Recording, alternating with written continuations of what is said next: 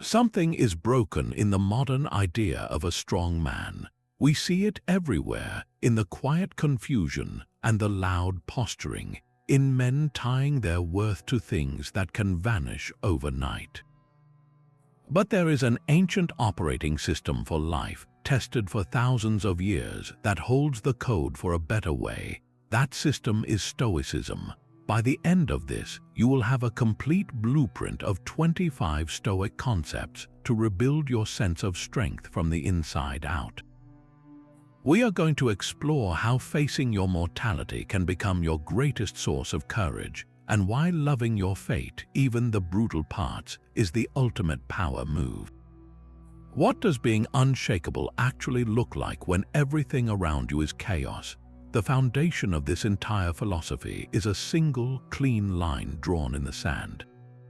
It is called the dichotomy of control, and it comes from the Stoic teacher Epictetus, a man who was born a slave. He understood powerlessness intimately, and yet he taught a form of power that no master could ever take away. He said, "Some things are within our power and some things are not. Within our power are our own opinions, our pursuits, our desires, our aversions, in short, anything that is our own doing. Not within our power are our body, our property, our reputation, our public office, in short, anything that is not our own doing." This sounds simple, almost too simple. But modern masculinity consistently, painfully gets this wrong. We are taught to tie our self-worth, our very identity as strong men, to the column of things not in our control. We believe our strength is proven by our job title, the size of our bank account, the number of likes on a post, the approval of a boss or a parent or a partner. We exhaust ourselves trying to control the uncontrollable, and when it inevitably slips through our fingers, we interpret that loss as a personal failure. We feel weak, we get angry, we crumble. This is the source of so much quiet desperation, the feeling that you are running on a treadmill, pushing with all your might but never actually getting anywhere you want to be. True strength, the Stoic kind, begins with a brutal and liberating honesty. It means looking at any situation and asking, what here is truly mine to command? You cannot control if the company lays you off. You can control how you update your resume and network, and the attitude you carry into your next interview. You cannot control if someone insults you. You can control whether you internalize that insult, whether you react with rage or with calm indifference. You cannot control the outcome of the big game or the crucial business deal. You can control your preparation, your focus, and the integrity of your effort. Redefining strength means deliberately, relentlessly, pulling your energy and attention back from the chaotic external world and investing it solely in your internal citadel. Your effort is yours, your integrity is yours, your response to any event, no matter how devastating, is yours. That is where your power has been all along, waiting for you to stop chasing shadows and finally claim it. The real test of this idea is not in understanding it, but in applying it when the pressure is on. Think about a toxic work environment, the gossip, the unfair boss, the backstabbing colleague. These are all external events firmly outside your circle of control. A man operating on old definitions of strength might try to fight fire with fire, to outmaneuver or dominate the situation. He ties his peace to changing other people's behavior, a battle he is almost guaranteed to lose. The Stoic approach is radically different. He pulls his focus inward. He asks, what is truly mine here? My own conduct is mine. My commitment to doing good work, regardless of the atmosphere, is mine. My decision not to participate in the gossip, to treat everyone with basic respect, that is mine. His power is demonstrated by his unwavering inner stability amidst the external chaos. He is the calm in the storm, not because the storm isn't real, but because he has anchored himself to what he can actually command. Apply the same lens to a relationship conflict. You cannot control your partner's feelings, their past wounds, or the words they choose in a heated moment. Trying to control those things is the fast track to frustration and resentment. Your circle of control contains your own listening, your willingness to understand rather than just to be understood, your choice to respond with patience instead of retaliation. True strength here looks like emotional regulation, the courage to be vulnerable about your own feelings without blaming, and the integrity to uphold your values even when you're angry. It is the power to de-escalate, not because you are weak, but because you are disciplined enough to protect what matters, the relationship itself, from your own unchecked reactions. Now consider the modern arena of social media criticism. A negative comment, a harsh review, a public disagreement, these are all events in the external world. The old script says your masculinity is tied to your reputation, so you must defend, attack, or prove yourself at all costs. This is handing your emotional state over to a stranger. The Stoic remakes that script. He visualizes that circle. The comment is outside the line, his internal reaction, his decision to assess it for useful feedback or to dismiss it as noise, that is inside the line. His power is shown in his indifference to shallow approval and his freedom from the need to have the last word. He is uninsultable not because he is arrogant, but because he has carefully guarded what he allows to define him. This is the daily practice. It is a mental habit of immediate categorization. When a stressor hits, from a traffic jam to a missed promotion, pause for 1 second and visualize that circle. Ask, is this event, this other person's action, this outcome, inside my control or outside? If it is outside, you consciously release your grip on it. You acknowledge it, you may plan for its consequences, but you do not wage a futile war against its existence. You then immediately pivot your full energy to what is inside the line, your plan, your attitude, your next right action. This repeated act of refocusing is where true masculine power is forged. It is the quiet, relentless demonstration that you are the master of your inner world, and because of that, no outer world can ever truly break you. This foundational skill of focus naturally leads to the next essential concept, one that deals directly with the source of our greatest anxieties and our most poor decisions. The power to choose your response is one thing, but what about the events themselves, the raw material of your life? Here, Stoicism offers a concept so radical it feels almost superhuman. It is called amor fati, a Latin phrase meaning love of fate. This is not passive acceptance. It is not gritting your teeth and merely enduring what life throws at you. That is still a form of resistance, a quiet war with reality. Amor fati, as championed by the Emperor Marcus Aurelius in his private writings and later by the philosopher Nietzsche, is something far more active. It is to look at every single thing that happens to you, especially the brutal, painful, unfair, and unexpected things, and to choose to love it, to see it not as an obstacle on your path, but as the path itself. The modern masculine script often tells us to fight. Fight the system, fight your circumstances, fight against any sign of weakness or failure. We are taught to harbor resentment when things do not go our way, to see ourselves as victims of a universe that is out to get us. This mindset is a prison. It makes you a passive character in your own story, constantly reacting to a world you perceive as hostile. Amor fati shatters that prison. It asks you to step into the role of the author. Think of a major career setback, a project you poured your heart into that falls apart. The common reaction is frustration, maybe anger, a sense of wasted time. You fight against the reality of the failure. Amor fati reframes it entirely. You love the failure, not because failing feels good, but because that failure is now an inseparable part of you. It contains data that success could never provide. It forged resilience you did not have before. It cleared the way for an opportunity you could not have seen coming.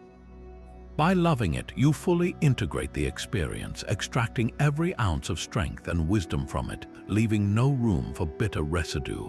Consider a personal loss, a relationship ending.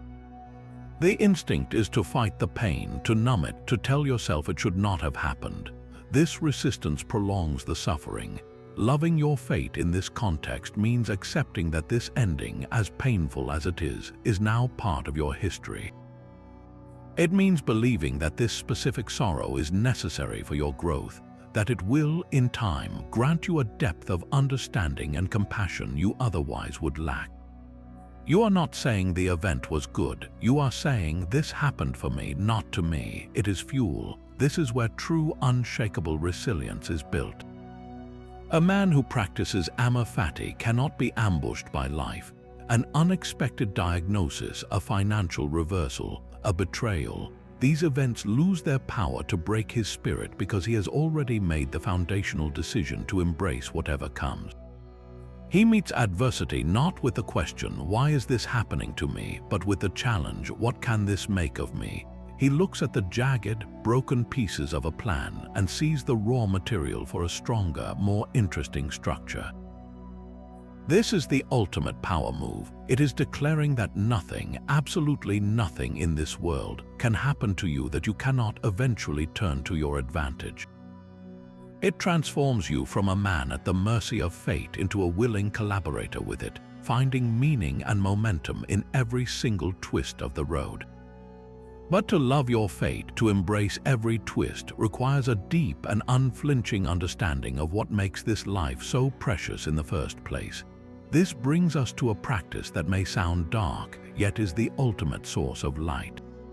The ancient Stoics called it memento mori, a Latin phrase that means remember you must die. In our modern world, we are encouraged to do the exact opposite. We are sold the fantasy of endless time, distracted by trivial pursuits, numbed by constant entertainment, all in a collective effort to avoid the one truth that awaits every single one of us.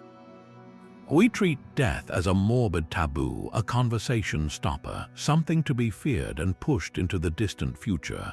But the Stoics, from Seneca to Marcus Aurelius, did not see it this way. They kept a skull on their desk or a servant whispering in their ear during a triumph, "Remember you are mortal." This was not a morbid obsession. It was the most powerful focusing tool ever devised. Think about what happens when you genuinely, viscerally remember your own mortality. All the petty concerns that clutter your mind, the social anxieties, the need to impress people you do not even like, the resentment over a minor slight, the hours lost to mindless scrolling, they all instantly evaporate. They are revealed for what they are, distractions of the highest order. In the stark light of your limited time, only what is essential remains. This practice redefines courage. It is not the absence of fear, but the bravery to look life's ultimate truth directly in the face and let that truth guide your every day. It injects a profound urgency into your actions. That project you have been putting off, that difficult conversation you have been avoiding, that dream you have been telling yourself you will pursue someday, memento mori strips away the illusion of someday. It whispers, if not now, when. This is not about living in a state of panic, but in a state of profound gratitude and clarity. When you kiss your child goodnight, remembering this is finite makes that moment infinitely sweeter. When you sit down to work, remembering your time is precious makes you demand that the work be meaningful. When a conflict arises, remembering that life is short makes you choose resolution over being right. A man who practices memento mori lives with a different kind of strength. He is not easily offended because he knows time is too valuable to waste on bitterness. He is decisive because he understands that indecision is a slow form of suicide. He is generous with his love and his appreciation because he carries the awareness that every goodbye could be the last. His courage comes from having already made peace with the end, which frees him to live the middle with unparalleled intensity. He does not seek immortality through fame or wealth, but through the depth and integrity of the life he builds right now today, in the full knowledge that it will not last forever. This clear-eyed focus on what is real and important naturally shapes how he interacts with the world, leading to a principle that governs every exchange. That unshakable peace, forged by remembering what truly matters, needs a permanent home within you. Marcus Aurelius, the emperor who ruled the known world, spent his private hours writing about a place far more important than any palace. He called it the inner citadel. Picture not a physical fortress of stone, but a psychological stronghold built from your own reason and character. This is the inviolable core of who you are, the place where your true power resides, completely independent of the chaos of the outside world. Modern fragility often comes from building our sense of self on shifting sand, on external validation like job titles, social media likes, or the approval of others. When those things are praised, we feel strong. When they are criticized or taken away, we feel weak and defensive. Our confidence is rented from the world, and the world is a notoriously unreliable landlord. The inner citadel flips this entire model. It says your worth, your dignity, your confidence must be built on a foundation you alone control. It is the bedrock of a masculinity that cannot be assailed because its walls are built from your own chosen principles, not from the opinions of others. So how do you construct this fortress? It begins with the disciplined governance of your own thoughts. Marcus Aurelius wrote that the soul becomes dyed with the color of its thoughts. Every time you indulge in resentment, jealousy, or self-pity, you are not just having a bad moment, you are weakening the walls of your citadel. You are letting the chaos outside dictate the weather inside. Building the stronghold means becoming the vigilant gatekeeper of your own mind. It means catching a negative narrative like "my boss doesn't respect me" and consciously challenging it. Is that absolutely true? What is within my control here? You replace the corrosive thought with a constructive one focused on your own agency. This daily, hourly practice of mental discipline is the mortar that holds the stones together. Next, you must define your values with absolute clarity. A fortress cannot stand without a blueprint. What are the non-negotiable principles you will defend, regardless of circumstance? Is it integrity, courage, compassion, discipline? Write them down, make them simple and concrete. These are the cornerstones of your citadel. When a difficult situation arises, you do not react from emotion or ego, you consult your blueprint. Does this action align with my value of integrity? If not, the answer is no, no matter what temporary advantage saying yes might bring. This is how you build a self that is consistent and reliable, a man whose word is actually his bond because it is tied to an internal code, not an external reward. Finally, you practice the ultimate act of sovereignty, refusing to let external events dictate your internal peace. Imagine your citadel has a high, sturdy wall. Outside the wall is the noise of the world, the market crashes, the insults, the failures, the praise, the successes. You can observe it all. You can engage with it when necessary.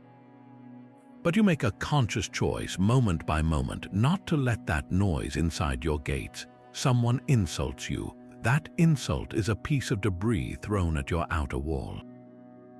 It makes a sound, but it does not breach the gate. You feel the sting, you acknowledge it, but you then choose from your place of inner strength whether it deserves a response or deserves to be ignored. Your peace remains intact because you have not granted the external event permission to disturb it. This is true, unassailable confidence. It is not the loud, chest-thumping bravado of insecurity. It is the quiet, grounded certainty of a man who knows who he is and what he stands for.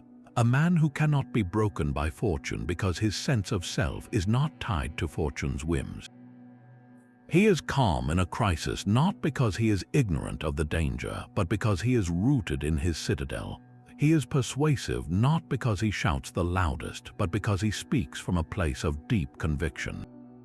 This inner fortress allows a man to engage with the world from a position of strength, not neediness, which transforms how he approaches every challenge and relationship. That inner citadel is not built on shifting sand, but on something far more permanent. Its four cornerstones are the Stoic cardinal virtues, and this is perhaps the most radical idea of all. The Stoics declared that virtue, and virtue alone, is the true good. Not wealth, not pleasure, not fame, not power, just virtue. For a man navigating a world that screams the opposite, this is a complete recalibration of the compass. Modern culture constantly tells you that your worth is tied to external markers. Your strength is measured by your bank account, your status by your job title, your happiness by your ability to indulge in pleasure. This is a trap. It makes you a slave to fortune, forever chasing things that can be taken from you in an instant. The Stoic says, stop. The only thing that is truly, irrevocably yours is your character. The only thing that is genuinely good is the excellence of that character, expressed through 4 timeless virtues. The first is wisdom. This is not just book smarts. It is practical wisdom, the ability to see the world clearly, to discern what is truly important from what is merely noisy, to navigate complex situations with sound judgment. It is the wisdom to know the difference between what you can control and what you cannot.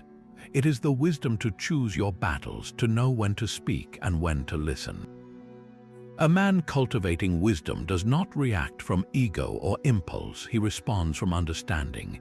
The second is courage. We often mistake this for physical bravery alone, but Stoic courage is far broader. It is moral courage. It is the fortitude to do the right thing even when it is terrifying, unpopular, or costly. It is the courage to be vulnerable, to admit you are wrong, to have that difficult conversation you have been avoiding. It is the courage to stand by your principles when everyone else is cutting corners. This is the courage that defends the walls of your inner citadel. The third is justice. This is the virtue of right relation to others. It is fairness, integrity, and a deep-seated commitment to treating every person with the dignity they deserve, regardless of their status or what they can do for you. It is the boss who gives credit to his team, the man who speaks up for someone being treated unfairly even when it is inconvenient, the individual who keeps his word simply because he gave it. Justice is the social expression of your inner strength. The fourth is temperance. This is self-mastery, self-discipline. It is the rational command over your desires, your impulses, and your appetites. It is not about denying yourself pleasure, but about being its master, not its slave.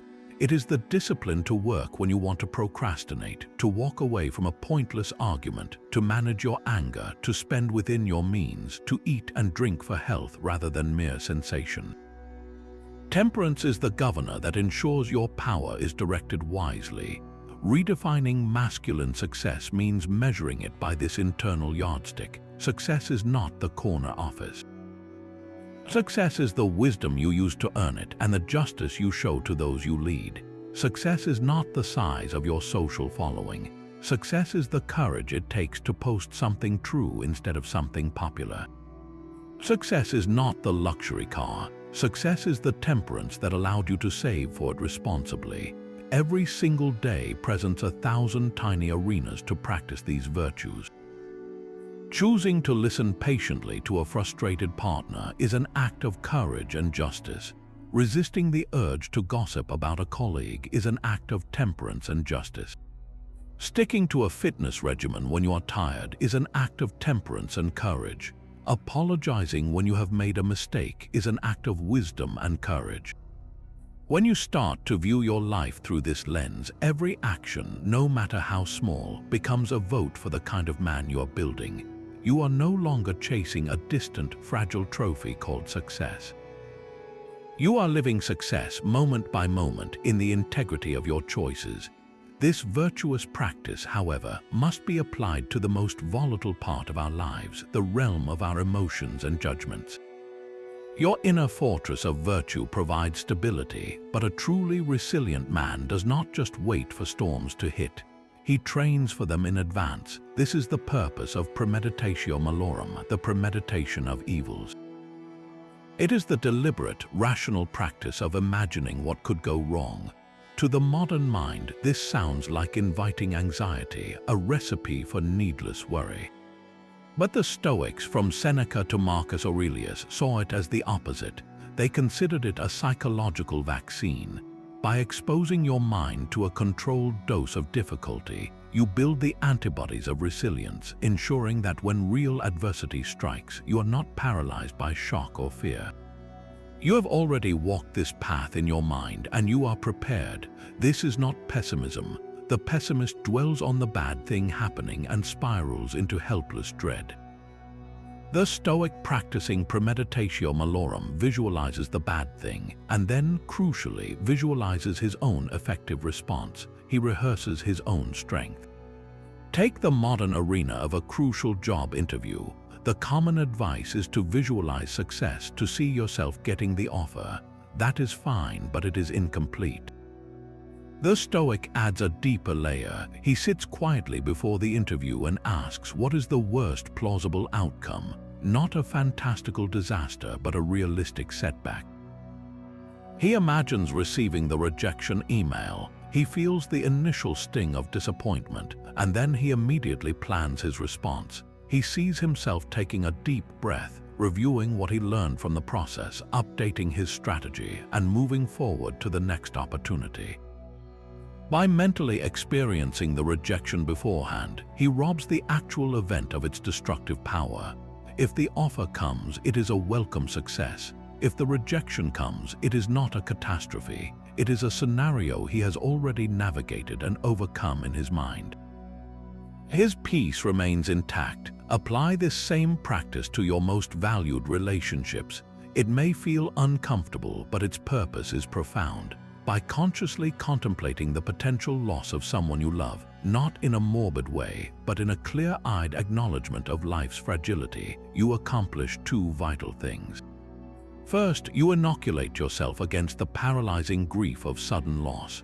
You have, in a sense, made peace with the impermanent nature of all things, which allows you to face reality with courage if that day ever comes.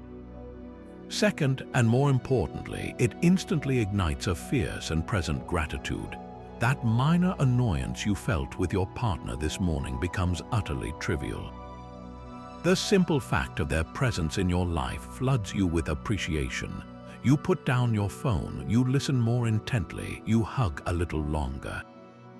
Premeditatio malorum does not push you away from life. It pulls you deeper into the preciousness of the present moment. For the modern man, this practice builds what the scholar Nassim Taleb calls antifragility. Most things are fragile, they break under stress. Some things are robust, they withstand stress. But antifragile things actually get stronger from disorder, from shocks, from volatility. Your character can become antifragile. By regularly exposing your mind to simulated setbacks, you are not just building a wall to protect yourself. You are training yourself to thrive on the very chaos that breaks other people. A financial reversal becomes a lesson in frugality and ingenuity. A public failure becomes a lesson in humility and a catalyst for a better approach. A personal betrayal becomes a lesson in discernment and the refinement of your own values. When you premeditate evils, you are not waiting for life to happen to you. You are conducting strategic drills in the safe space of your own mind, so that when you step onto the real battlefield, you are no longer a recruit. You are a seasoned veteran, calm, adaptable, and ready for anything. This mental preparedness creates a profound sense of security, but it must be paired with a discipline that governs our most fundamental impulses. This profound inner security, born from preparing for hardship, reveals a startling truth about where real strength is found. It is not in isolation, but in connection. The Stoics had a word for this, a concept that dismantles the entire myth of the solitary, self-made man. They called it sympatheia, the understanding that the universe itself is a single, living, rational, and deeply interconnected organism. Picture a vast, intricate web. Every thread, from the smallest insect to the largest star, is linked. A tremor on one strand vibrates through all the others. You are not a lone wolf howling into a void. You are one of those essential threads. This view stands in direct opposition to the hyper-individualistic model of masculinity we are often sold. The narrative of the man who needs no one, who pulls himself up by his bootstraps and forges his destiny alone against the world. That story is not only a fiction, it is a recipe for profound loneliness and a brittle, selfish kind of power. Sympatheia teaches that your well-being is inextricably tied to the well-being of the whole. Your strength, therefore, is not measured by how high you climb over others, but by how strongly you support the structure you are a part of. This begins with your immediate circle. Think of a father viewing his role not as a provider who dominates, but as a pillar who supports. His strength is shown in his patience, his willingness to listen, his emotional presence. He understands that his child's flourishing is not separate from his own, that their pain vibrates on his strand of the web. His duty is to that connection. Consider a leader in the workplace operating from this principle. He does not see his team as tools to advance his own career. He sees them as fellow threads in a shared project. His strength is demonstrated by lifting others up, by creating an environment where people can do their best work, by sharing credit and absorbing blame. His success is the team's success because in an interconnected system, a weak link diminishes the entire chain. His power grows not from hoarding authority, but from cultivating the strength of the network around him. This sense of duty then expands beyond your family and team to your community, and even to the natural world. The old model might see environmental responsibility as soft or irrelevant to masculinity. Sympatheia reframes it as a fundamental duty of stewardship. If the universe is one living organism, then the planet is our shared body. Polluting a river, ignoring climate change, wasting resources, these are not just political issues, they are acts of self-harm against the larger whole of which you are a part. A redefined masculine strength includes the courage to protect what sustains all life, to make choices not just for personal convenience but for the common good. This might mean supporting local businesses, reducing your waste, or simply spending time in nature with a sense of reverence rather than domination. Acting for the common good is the practical expression of this philosophy. It moves you from a mindset of what can I get to a mindset of what can I contribute. It is the man who shovels not just his own driveway but his elderly neighbors. It is the professional who mentors a younger colleague without expecting anything in return. It is the citizen who engages with civility and respect, understanding that a healthy society benefits everyone within it. This is not weakness or naivete. It is strategic, enlightened self-interest. By strengthening the web, you strengthen your own position within it. You trade the fragile, lonely castle of the lone wolf for the resilient, thriving ecosystem of the community. Your legacy becomes not what you accumulated for yourself, but the health and strength you fostered in the world you helped to weave. This outward focus on contribution, however, requires a specific inner posture toward the very people who test our patience the most. Sympatheia connects you to the world, but to manage that connection with wisdom requires a constant, vigilant presence within your own mind. This is the practice of prosauche or mindful attention. It is not the passive, relaxation-focused mindfulness popular today, though it shares a family resemblance. Stoic prosauche is active guard duty on the frontier of your consciousness. It is the disciplined, moment-to-moment awareness of your own impressions and the judgments you are about to make about them. A modern man is bombarded by impressions, thousands of them every hour, each carrying a subtle emotional charge. A critical email arrives and the immediate impression is threat. Your partner makes an offhand comment and the impression is disrespect. You see someone else's success on social media and the impression is inadequacy. Most of our lives are spent reacting unconsciously to these impressions, letting them hijack our emotions and dictate our behavior. We snap back at the email, we sulk over the comment, we spiral into envy. Prosauche inserts a crucial, powerful pause between the impression and your reaction. It is the mental equivalent of a security guard stopping a suspicious package at the gate of your inner citadel. He does not let it explode inside. He holds it up, examines it, and asks, "What is this really?" Is this impression an accurate reflection of reality, or is it a distortion painted by my own biases, fears, or past wounds? That critical email, is it truly a threat to your worth, or is it simply a piece of information about a task that needs correction? Your partner's comment, was it intended as disrespect, or was it a clumsy expression of something else entirely? That social media post, does it actually say anything about your own journey, or is it just a highlight reel? This practice is the ultimate antidote to the reactive, fragile masculinity that flares up in anger or collapses in self-doubt. It trains you to be the calm, discerning observer of your own inner weather, rather than being tossed around by its storms. You start to catch the automatic narratives, the stories your mind instantly creates. The story that says, this delay means I am failing. The story that whispers, their laughter is about me. Procession allows you to interrupt that story, to challenge its evidence, and to choose a more rational, more virtuous interpretation. The result is not emotional suppression, but emotional mastery.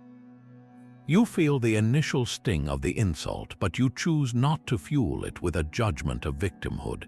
You feel the surge of desire for an impulsive purchase, but you recognize it as a passing impression, not a command. This constant, gentle vigilance is what transforms knowledge of virtue into the lived experience of virtue.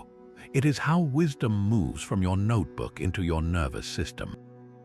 It turns every interaction, every frustration, every temptation into a training ground for the man you are choosing to become.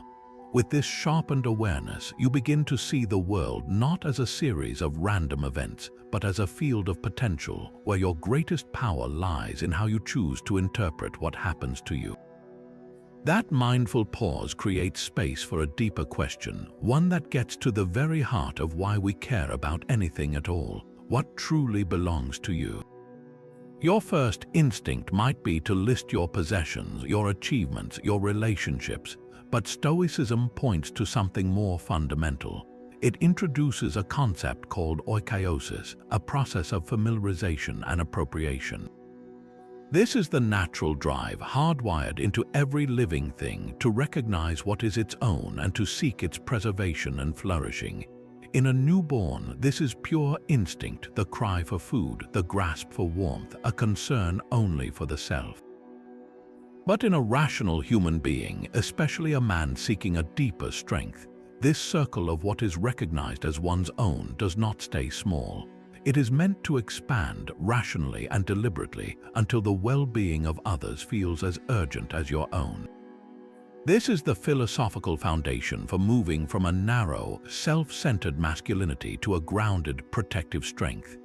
The old, brittle model of masculinity often misinterprets this initial self-concern. It gets stuck there, fostering a mindset of scarcity and competition, where another man's gain is seen as your loss, where vulnerability in others is scorned as weakness, and where care is relegated to sentimentality. Oikeiosis shows us this is a developmental arrest, a failure to grow into our full human capacity. The process begins rightly with self-preservation. You must secure your own foundation, your health, your character, your inner citadel. But that is only the starting point, not the destination. The rational mind looks at the man next to you, your brother, your friend, your colleague, and realizes a profound truth. He is made of the same stuff. He possesses the same spark of reason. He is, in the most meaningful sense, a part of the same whole as you are. Therefore, his flourishing is not separate from your own. To harm him is to harm the network you depend on. To support him strengthens the entire structure. This is where masculine care is redefined. It is not a soft emotion you reluctantly adopt. It is the logical, rational extension of your own self-interest. Think of a father. His initial oikeiosis toward his child is biological, a powerful drive to protect. But as he matures in his Stoic practice, that care evolves. It becomes less about control and more about fostering the child's own reason and virtue. He recognizes that this young person is both an extension of himself and a sovereign being in their own right. His strength is shown not in dominance, but in providing the safety and guidance for another life to flourish.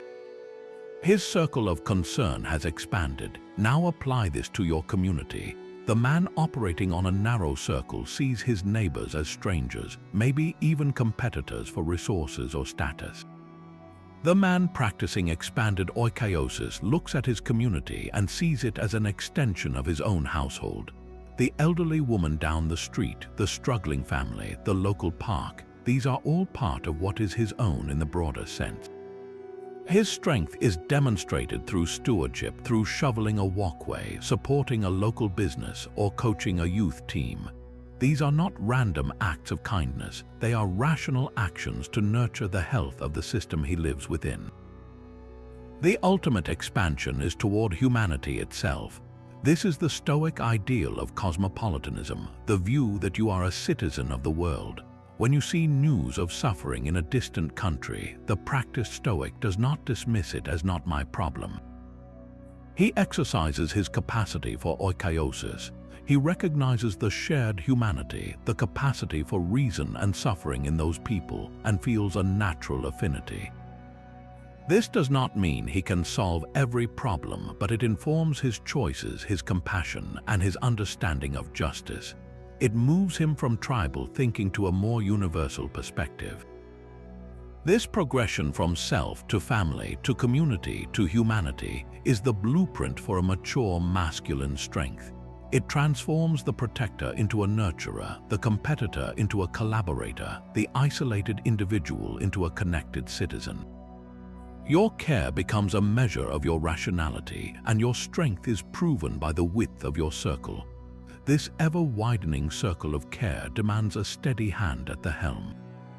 To truly act for the good of others, you cannot be tossed about by every emotional squall. This brings us to a Stoic ideal that is perhaps the most misunderstood of all, apatheia. The word sounds like apathy, and many mistakenly believe it means to feel nothing, to become a cold, unfeeling statue of a man. Nothing could be further from the truth.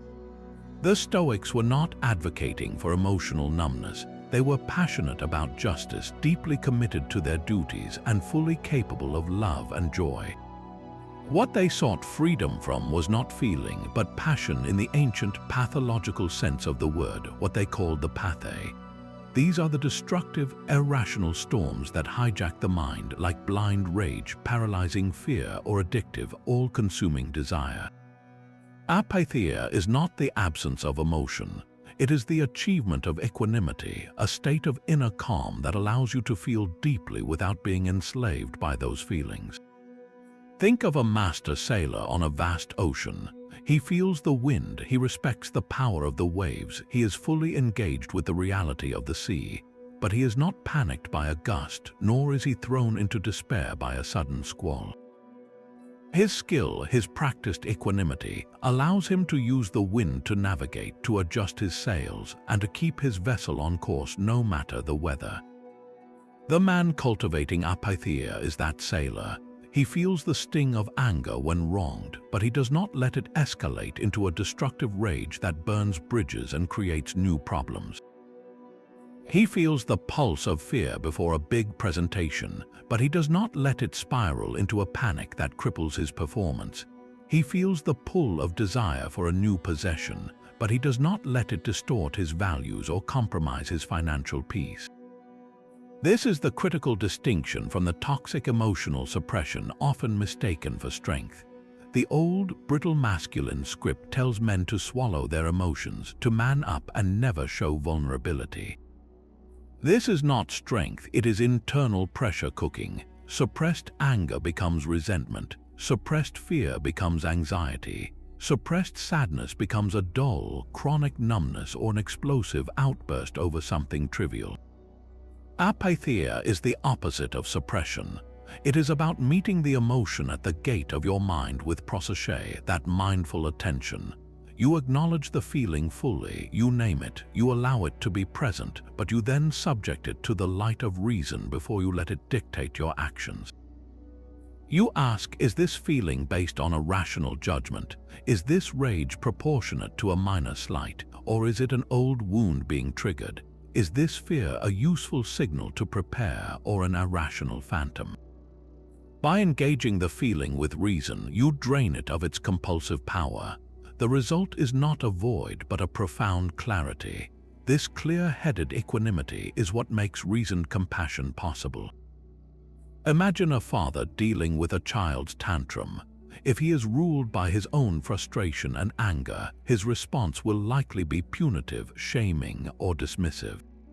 He might shout to regain control, teaching the child that big emotions are met with bigger, scarier ones. But if he has cultivated apatheia, he can feel his own irritation arise, acknowledge it, and set it aside. From that calm center, he can see the child's outburst not as a personal attack, but as a communication of overwhelming feeling. His response can then be firm yet compassionate, setting a boundary while offering comfort, modeling the very emotional regulation he hopes to teach.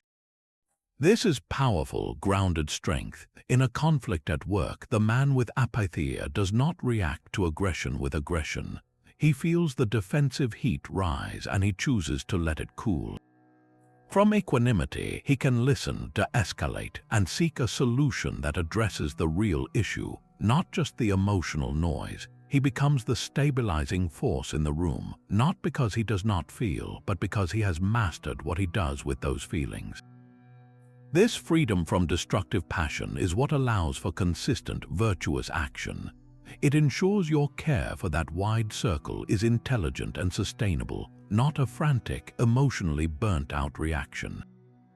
It is the calm power that lets you hold space for others without being drowned by their storms or your own. This mastery over your inner world needs a final tool to put everything in its rightful place. There is a specific Stoic meditation practiced by Marcus Aurelius that acts like a mental reset button for the soul. He called it the view from above. You begin by closing your eyes and pulling your perspective up out of your own head. See yourself in the room you are in, then see the building from above, then your neighborhood, your city, looking down like a map. Keep going, see the continent, the blue marble of the earth hanging in the black void of space. Now shift the lens to time. See your life not as the sprawling epic it feels like in the moment, but as a single, brief point on the immense timeline of history. See the centuries that came before you, filled with billions of people who had hopes and fears just as vivid as yours, and the centuries that will come after. This is not about making your life feel meaningless. It is about draining the false importance from the things that torment you. That urgent email that sparked a spiral of anxiety, the social slight that ruined your afternoon, the obsessive worry about a future event, when placed against the backdrop of a spinning planet and the march of millennia, are revealed for what they are, temporary specks of dust. For the modern man drowning in pressure, this practice is an antidote to the inflation of the ego. Our culture encourages us to make ourselves the center of the universe, to treat every minor setback as a cosmic injustice. The view from above dissolves that illusion. It cultivates a profound and healthy humility. You are a part of something vast and ancient, a single thread in a magnificent tapestry. This humility is not self-deprecation. It is a realistic understanding of your place, which is strangely liberating. It frees you from the exhausting burden of having to be the most important person in every room, in every situation. From this zoomed-out vantage point, your focus naturally sharpens on what is actually enduring. The petty rivalries, the lust for status symbols, the hunger for fleeting praise, these things melt away. What remains? The quality of your character, the depth of your relationships, the integrity of your work, the contributions, however small, you make to the tapestry. This perspective generates a deep, unshakable calm. The project deadline is still real, the conflict still needs resolution, but you face it from a place of grounded clarity, not frantic panic. You see it within the larger context of your life's purpose. Practicing this regularly, even for a minute a day, trains your mind to default to a wider lens. When stress mounts, you can mentally take that half step back and hear a quiet reminder, This too is a passing moment on a very long road. It allows you to engage fully with your life, but with the relaxed grace of someone who knows the scale of the game he is playing. That expansive view from above reveals a simple, grounding truth about your place in everything. You are not an accident in the cosmos, but an expression of it. This brings us to the Stoic command to act according to nature, a phrase that is often the most misunderstood. When the Stoics say nature, they do not mean merely trees and mountains, though that is part of it. They mean two interconnected realities, your own human nature and the nature of the entire universe. To act against either one is the root of all your suffering. To align with both is to find a profound sense of flow and purpose. Your human nature, according to the Stoics, has two core features. First, you are a rational animal. You possess the faculty of reason, the ability to step back from raw impulse, to deliberate, to choose, to understand. Second, you are a social animal, designed for cooperation and community, hardwired for connection and mutual aid. This is your operating manual. Acting against this nature means ignoring that manual, and the result is always friction and breakdown. Think about the times you have felt most lost or distressed. They are almost always moments where you acted against one of these core features. Perhaps you acted irrationally, letting a flash of jealousy or rage dictate a decision you knew, in your rational mind, was foolish. You betrayed your own capacity for reason, and the consequence was regret, damaged trust, or a mess you had to clean up. That internal conflict, that feeling of being at war with yourself, is the suffering of acting against your nature. Or consider when you acted unjustly against your social nature. You cut a corner at work that harmed a colleague. You spoke harshly to a loved one to win an argument. You chose selfishness over contribution. Even if you got away with it externally, something inside you knows. You feel a subtle dissonance, a guilt or a hollow feeling, because you have violated the fundamental truth that you are built for cooperation, not exploitation. That hollowness is the suffering of acting against your nature. So what does it mean to act according to nature, and how does this redefine masculine strength? It means consciously using your gift of reason to fulfill your role with excellence. Your role is twofold. You are a human being, and you are a citizen of your family, your community, the world. Masculine alignment, then, is not about dominating your environment, but about mastering yourself in order to serve your roles virtuously. Picture a craftsman. A good craftsman understands the nature of his tools and his materials. He does not blame the wood for being hard or the chisel for being sharp. He learns their nature and works with it to create something of value. You are the craftsman, and your life is the material. Your rational mind is your primary tool. Acting according to nature means using that tool to shape your character and your actions. It means when anger arises, you use reason to ask if it is justified and how to express it constructively, rather than letting it explode. It means when desire tempts you, you use reason to discern if it serves your long-term purpose or merely offers a fleeting distraction. This is the discipline of the inner citadel applied to every moment. Then you turn that reasoned self-mastery outward to fulfill your social role. A man aligned with nature sees his strength as a capacity for responsible action. As a partner, his role is to be a pillar of support and fairness, using reason to navigate conflicts and build trust. As a father, his role is to guide and protect, using reason to teach rather than merely to control. As a colleague or leader, his role is to contribute to a shared goal, using reason to solve problems and lift others up. In every case, his power is channeled through the twin filters of rationality and social duty. When you live this way, something remarkable happens. The constant internal struggle begins to fade. You are no longer fighting against the grain of reality or your own design. Your actions start to feel less like forced effort and more like a natural expression of who you are meant to be. This is the Stoic version of flow, a life of purpose where your daily efforts are in harmony with the deepest truths of what you are. You are not chasing an arbitrary trophy of success. You are living successfully by the only standard that can never fail you, the excellence of a rational, social being fully engaged in the work of being human. That alignment with your nature is a conscious choice you make moment by moment. But what happens in the split second before the choice? There is a hidden lever of power in that space, a stoic discipline so precise it acts as the gatekeeper to your entire inner world. Epictetus, the former slave-turned-teacher, called it the discipline of assent. This is the practice of consciously pausing between an external impression and your internal judgment of it, between what happens and the story you instantly tell yourself about what it means. Most of our suffering is not caused by the events themselves, but by the unchecked, automatic judgments we stamp onto those events the moment they arrive. The discipline of assent is the practice of revoking that automatic stamp. It is the ultimate mental muscle for self-control. Think about a classic modern trigger: someone cut you off aggressively in traffic. The raw sensory data is a car moving into your lane, too close, too fast. That is the impression, but your mind does not stop there.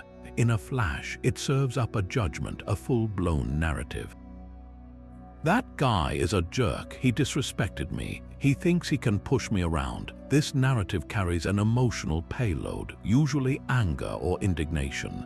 And that emotion then demands an action, a honk, a gesture, a dangerous maneuver to reclaim your position. You have just assented without a moment's thought to a story that may have nothing to do with reality. The disciplined practice of assent inserts a crucial question mark into that lightning-fast sequence. You feel the surge of anger, but you pause. You hold the impression at the gate and examine it. Is it absolutely true that he disrespected me? Could there be another explanation? Perhaps he is a distracted parent rushing to a sick child. Perhaps he simply did not see me. Even if he is just a reckless driver, does his poor character truly require a response that puts my safety and peace at risk? By questioning the initial narrative, you withhold your full assent. You do not have to believe the story your first impulse tells you. This does not mean you become a passive doormat. It means you choose your response from a place of reason, not from a hijacked emotion. You might still change lanes for safety, but you do so calmly, without the pounding heart and the toxic anger that ruins the next 10 minutes of your drive. Your power is preserved because you did not hand it over to a stranger's bad driving. Apply this same discipline to a more emotionally charged arena, a perceived slight from your partner. They make a critical comment about how you handled a situation. The raw impression is the sound of their words. The instantaneous, unchallenged judgment might be, she does not respect my decisions. He is always criticizing me. This story brings with it feelings of defensiveness and hurt. From that emotional state, your likely response is a counterattack or a cold withdrawal. The discipline of assent creates a breath of space. Before you react, you interrogate the judgment. Is that what they truly meant? Could this be a clumsy expression of concern or fear? Is there a piece of useful feedback buried in the poor delivery? By withholding full assent to the negative narrative, you create the possibility for understanding instead of conflict. You can then respond with a question: I want to understand what you are saying. Can you tell me more? This moves the interaction from a battlefield to a dialogue.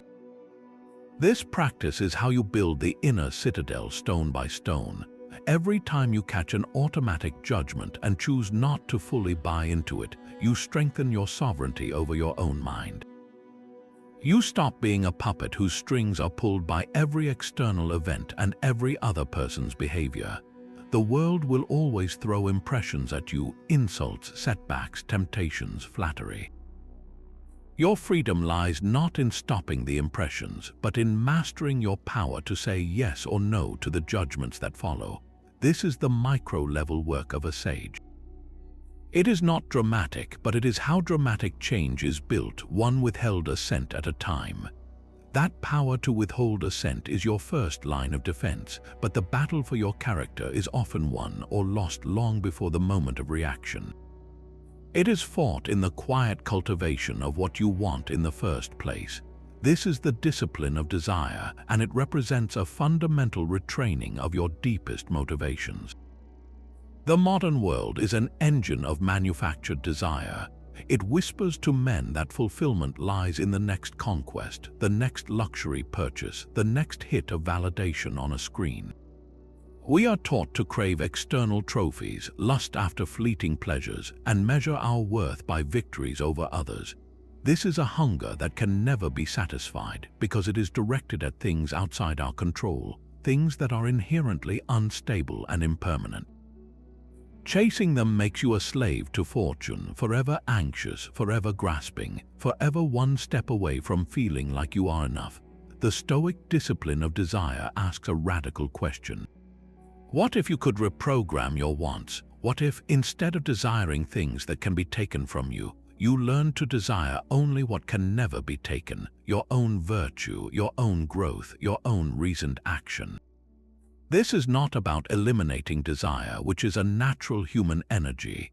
It is about redirecting that powerful force toward the only goals that are truly, securely yours. Start with the most primal desire, the pursuit of pleasure. The modern script often equates masculinity with indulgence, the ability to consume and experience without limit. The Stoic does not deny pleasure, but he refuses to be mastered by it. He practices the art of wanting less, not as a punishment, but as a declaration of freedom. He desires the pleasure of a clear conscience more than the pleasure of excess. He desires the satisfaction of a healthy body, earned through discipline, more than the fleeting taste of junk food. He redirects his craving for easy dopamine toward the deeper, more enduring satisfaction of earned achievement. This transforms desire from a passive itch to be scratched into an active compass pointing toward self-respect. Then there is the desire for status and recognition. We are wired to care about our place in the tribe, but the modern arena has turned this into a toxic game of comparison. The desire for the corner office, the expensive watch, the social media clout, these are desires pinned to external validation. You cannot control who gets promoted. You cannot control whether others are impressed by your possessions. You cannot control the algorithms that dictate your visibility. To desire these things is to hand your self-esteem over to a fickle world. The disciplined Stoic redirects this powerful social energy.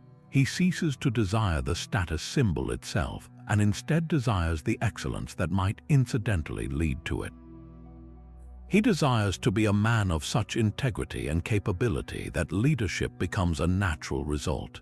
He desires to create such genuine value that recognition becomes a byproduct, not the goal. His hunger is for mastery, not for the badge. This shift is profound. It means you show up to work not to impress the boss, but to do work you can be proud of. You build your business not for the flashy lifestyle, but for the problem it solves and the people it serves. The desire is now anchored internally, in your own effort and character, making you unstoppable because you are no longer waiting for permission or applause from the outside. Finally, consider the desire for an easy life free from hardship. This is perhaps the most seductive illusion. We desire smooth sailing, constant comfort, and the avoidance of all difficulty. But a life without resistance is a life without strength. The Stoic practices a form of alchemy on this desire. He learns to desire the obstacle itself. He sees a challenge, a setback, a difficult person, and he consciously reframes his want. Instead of wanting it to disappear, he wants the strength to meet it. He desires the resilience it will forge in him. He wants the wisdom he will extract from navigating it. This is amor fati applied at the level of daily motivation. You stop craving a path without rocks and start craving the stronger legs that walking that path will give you. When you succeed in this retraining, desire ceases to be a source of quiet desperation. It becomes the very engine of your character.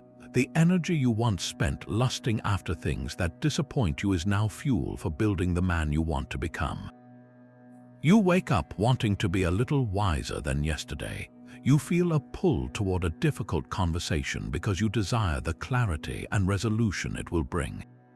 You feel drawn to your responsibilities not as burdens but as the raw material for your own virtuous expression. Your cravings now work for you, guiding you steadily toward your inner citadel, making you not a consumer of the world's distractions, but the architect of your own unshakable soul. Desire directs your energy, but action is where your character meets the world. This brings us to the third and final discipline, the discipline of action. Where the discipline of assent governs your judgments and the discipline of desire governs your wants, this one governs your deeds. Its command is simple, yet it redefines success completely. Ensure that every action you take is for the common welfare and performed with excellence regardless of the outcome. This is the Stoic antidote to the selfish, the short-sighted, and the sloppy. It moves you from asking, "What can I get?" to asking, "What can I contribute and how well can I do it?" For the modern man, this is the daily practice of integrity. It means doing your job well, not just when the boss is looking, but when you are alone and tired, because the work itself deserves your respect and the people it serves deserve your best. It means being a reliable partner and friend, showing up when you say you will, listening when it is hard, offering support without being asked, because those relationships are a common good you are duty-bound to nurture. It means acting justly, fairly, and with compassion, even when no one is watching and there is no reward, because your character is the ultimate audience. The discipline of action severs the toxic link between your effort and your guarantee of a specific result. We are taught to only try hard if we are sure of winning, to only be kind if we are sure of being liked in return, to only do excellent work if we are sure of a promotion. This is a transactional, fragile way to live. It makes your virtue conditional, hostage to fortune's whims. The Stoic approach is unconditional. You act for the common welfare because it is right. You perform with excellence because that is what a rational being does. The outcome, the praise, the reward, these are preferred, but they are outside your control. They are not the point is the action itself, the expression of your character in the world. Think of a craftsman in an ancient workshop. He is not just making a chair to sell. He is practicing his craft. He selects the wood with care, joints it with precision, sands it until it is smooth, not because the customer will inspect every detail, but because his integrity is woven into the work. The excellence is its own reward. The chair's eventual fate, whether it becomes a family heirloom or gets scratched in a move, does not diminish the virtue he poured into its creation. That is the discipline of action. You are that craftsman, and your life is your workshop. Every interaction, every task, every decision is a piece you are shaping. Apply this to your role at work. The undisciplined action is done for appearance, cutting corners when possible, doing the minimum to not get fired, helping colleagues only when it benefits you directly. This creates a fragile, self-centered career built on sand. The disciplined action is different. You prepare thoroughly for the meeting, not just to look good, but because the team deserves your clarity. You help the new colleague learn the system, not for credit, but because a stronger team benefits everyone. You complete the tedious report with care, not because it is exciting, but because accurate information is a common good. Your focus is on the excellence of the contribution itself. The promotion may or may not come, but your self-respect and the tangible value you added are already secured. Now bring this home. In your relationships, the undisciplined action is reactive, selfish, and inconsistent. You are attentive when you want something, distant when you are stressed. Your support is conditional on your mood. The disciplined action is proactive and principled. It is doing the dishes without being asked because a clean home is a shared benefit. It is putting your phone away during a conversation, giving the gift of your full attention because the person in front of you is worthy of that excellence.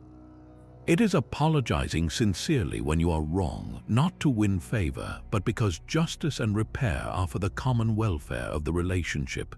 Your action is not a transaction, it is an offering.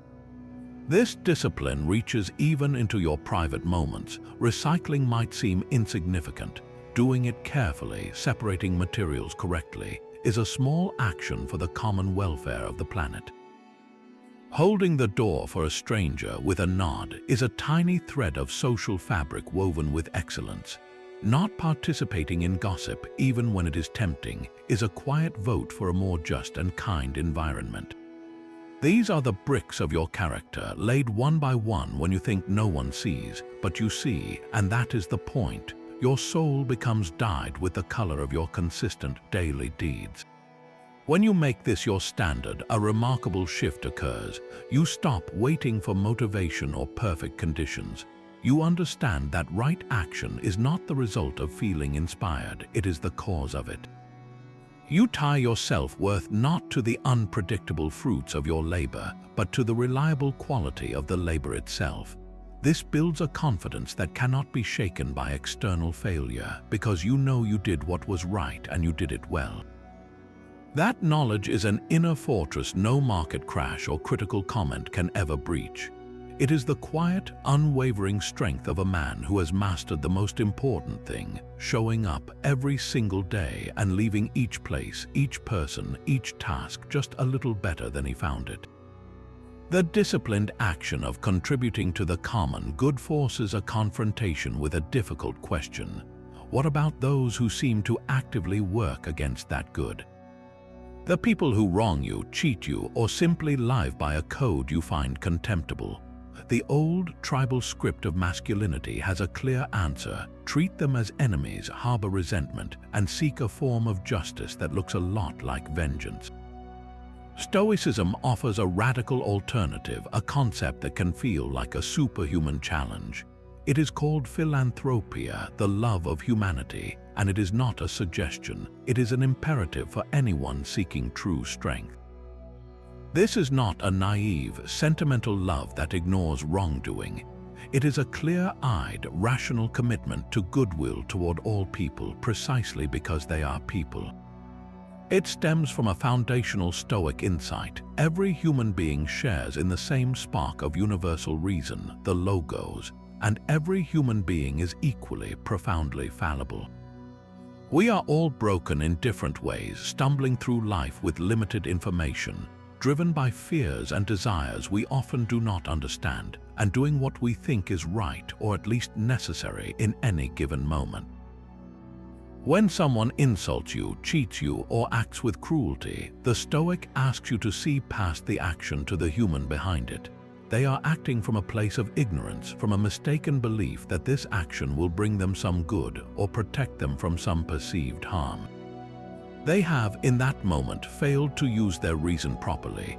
To hate them for this is like hating a child for stumbling while learning to walk, or hating a knife for being sharp.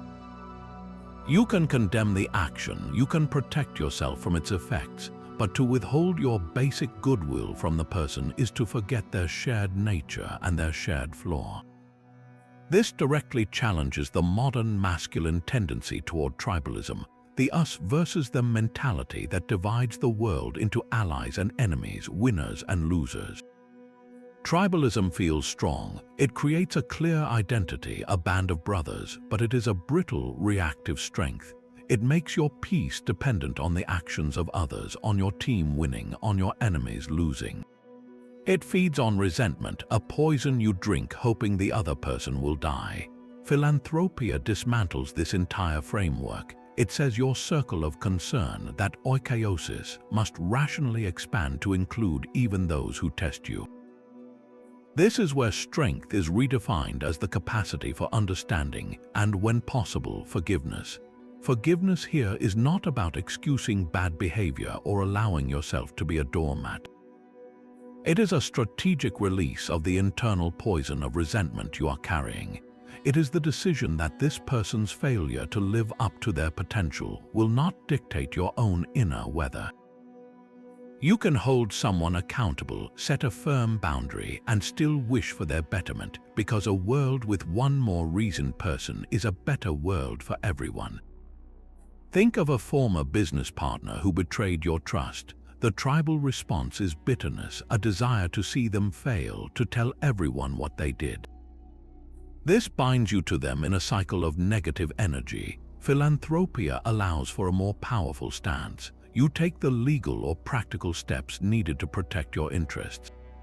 But internally, you work to understand that their actions likely came from a place of fear, insecurity, or a warped sense of survival. You can pity their lack of character more than you hate them for it. You release the need for their downfall, and in doing so, you free up immense mental and emotional energy to build your own future unburdened. This love of humanity then moves beyond passive understanding to active benevolence. This is the real test. It means looking for opportunities to be kind, to be helpful, even to those who cannot help you in return, and yes, even to those who have been difficult. It is the small, deliberate action that affirms our shared connection. It is the boss who offers a constructive path forward to an underperforming employee instead of simply firing him with contempt. It is the man who, after a heated political argument, is the first to offer a hand and change the subject to common ground. It is choosing to assume ignorance before malice when a stranger is rude. Each of these actions is a brick in a different kind of fortress, one not built to keep people out, but to create a space of reasoned humanity within a chaotic world. Practicing philanthropia makes you unassailable in a unique way. Insults lose their power because you see the confusion in the insulter. Setbacks caused by others become puzzles of human error to be solved, rather than personal attacks to be avenged. Your strength is demonstrated by your unshakable commitment to your own humanity and to recognizing it in others, no matter how buried it may seem. This is not the strength of the walled castle, but of the deep, steady root system that nourishes the entire forest. It is the strength of a man who knows that real power isn't in dominating other people, but in refusing to let their worst actions bring out the worst in him. This love for humanity, even in its flawed expression, requires a specific skill to navigate the hardest truths. There is a profound difference between giving up and letting go, between passive resignation and a powerful, clear-eyed acceptance. The Stoics called this the art of acquiescence. It is not surrender in defeat, but the active, rational choice to stop arguing with reality. A man builds his strength not by denying what is true, but by having the courage to see it fully, and then to work creatively within the actual boundaries of his life, not the ones he wishes he had. Passive resignation is a state of helplessness. It is the sigh, the shoulder shrug, the internal monologue that says, "This is just how it is, I can do nothing." It is energy-draining and soul-crushing. It often comes bundled with self-pity or a quiet bitterness toward the world. Active acquiescence is its opposite. It is a deliberate, almost strategic alignment with the facts on the ground. You look at the situation, you assess what is truly unchangeable, and you say, "All right, this is the playing field. Now, what is my move?" The first and often most difficult arena for this is the past. Modern masculinity often ties itself in knots over past mistakes, wearing them like badges of shame or letting them fester as sources of endless regret. Think of a financial misstep, an investment that failed spectacularly because you acted on a hot tip instead of doing your own research. Passive resignation looks like replaying that mistake every night, calling yourself stupid, letting it poison your confidence for any future decision. You are fighting an immutable fact: the money is gone, the decision was made. That internal war wastes energy and teaches you nothing but self-contempt. Active acquiescence begins with a clean, unemotional acknowledgement. I made a poor decision based on impulse, not reason. I lost that capital, that is the reality. There is no value in fighting it because it already happened. The acceptance is not an endorsement, it is simply a recognition of the coordinates on your map. From that point of acceptance, your energy is freed. Now you can ask the creative question, what does this reality allow? It allows you to analyze what went wrong and extract a principle for the future, like always doing your own due diligence. It allows you to rebuild from a place of humbler, wiser foundations. The mistake is no longer a ghost haunting you, it is a data point in your education. The same art applies to personal limitations. We are sold a fantasy of the limitless man, capable of anything if he just wants it enough. This leads to a toxic shame around our very human boundaries, be they physical, emotional, or intellectual. Perhaps you have a natural introversion in a culture that rewards loud extroversion. Passive resignation says, "I am broken, I will never succeed in this world," and retreats into resentment. It fights the fact of your own nature. Active acquiescence looks at the same trait and sees a different set of constraints. It says, "All right, large networking events drain me and I am not at my best in them." That is the reality. Fighting it by forcing yourself and then burning out is futile. Acceptance is the first step toward a creative workaround. If large groups are not your arena, your creative move might be to focus on deeper, one-on-one connections. It might mean preparing intensely so your contributions in meetings are concise and high value, leveraging preparation over spontaneity. You stop trying to be a brilliant sunflower and start cultivating your strengths as a resilient oak. Your limitation is not a cage, it is the definition of your particular garden plot. Now apply this to an external circumstance you cannot change, like a sudden industry shift that makes your specific skills less in demand. Resignation breeds panic and despair, a futile fight against the market itself. Acquiescence starts with the clear, cold fact the industry has changed. My old approach is no longer as valuable. This is the landscape. The creative work begins immediately after that acceptance. It means auditing your transferable skills, being willing to retrain, looking for adjacent fields where your experience is an asset. The energy you would have spent on anger at the unfairness is channeled into adaptable, strategic pivoting. This art turns you from a man who is perpetually offended by reality into a pragmatic problem solver. It is the strength of the sailor who does not curse the wind for changing, but simply adjusts the sails. He knows the wind is outside his control. His skill and his power lie in his agile, uncomplaining response to it. When you master acquiescence, you stop seeing obstacles as insults and start seeing them as the very material from which your resourcefulness and character are built. This clears the mental clutter, allowing you to focus your efforts with surgical precision on the one thing that always remains within your power, your own reasoned action in the present moment. That clear-eyed acceptance of reality leads directly to how you plan for the future. There is a subtle mental tool the Stoics used, a clause they would silently add to every intention, every goal, every plan. They called it the reserve clause, and it is a masterclass in combining fierce ambition with unshakable serenity. In practice, it is simply tagging the phrase "fate permitting" or "if nothing prevents me" onto your inner statements of intent. You do not say it out loud as some sort of passive disclaimer. You hold it quietly in your mind as you act. I will close that big deal tomorrow, fate permitting. I will take my family on that vacation next month if nothing prevents me. I will finish this project by Friday, provided the world allows it. At first glance, this might sound like doubt, a lack of conviction, or even a superstition. But for the Stoic, it is the opposite. It is the ultimate mental safeguard against the fragile, outcome-dependent masculinity that crumbles when plans go awry. The modern man is often taught to tie his identity to his goals.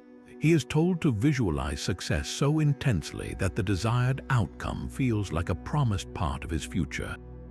He says, "I will get that promotion." He means it as an absolute, a fact waiting to happen. This creates a dangerous psychological attachment. His sense of self-worth, his confidence, his very narrative of being a capable man becomes precariously hitched to a single, specific result that is not fully within his control. When external events intervene, a last-minute budget cut, a change in management, a simple twist of bad luck, it does not just ruin his plan. It feels like a personal failure, an assault on his identity. He is left frustrated, angry, and questioning his own competence. The reserve clause prevents this entire collapse. It is a preemptive act of wisdom, a recognition of the dichotomy of control built directly into your goal setting. You are separating your effort, which is yours, from the outcome, which is not entirely yours. This allows you to plan with absolute seriousness and act with total commitment, while simultaneously holding the result lightly. Your ambition is undimmed, but it is no longer brittle. Think of a captain plotting a course across the ocean. An arrogant captain declares, "I will arrive at the harbor at noon tomorrow." He ignores the possibility of storms, contrary winds, or mechanical issues. When a squall blows him off course, he rages against the sea, his frustration clouding his judgment and making the situation worse.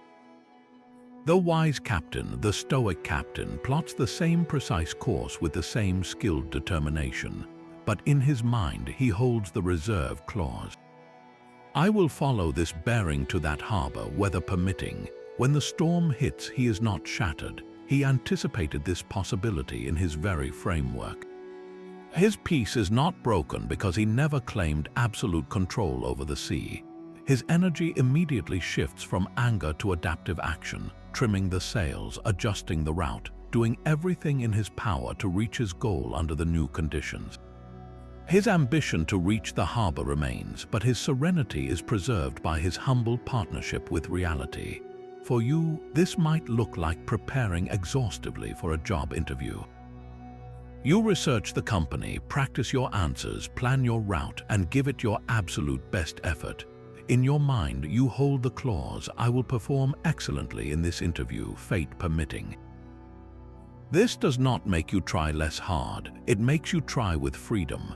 If you get the job, you celebrate. If you do not, because they hired an internal candidate or the role was cancelled, you are not devastated.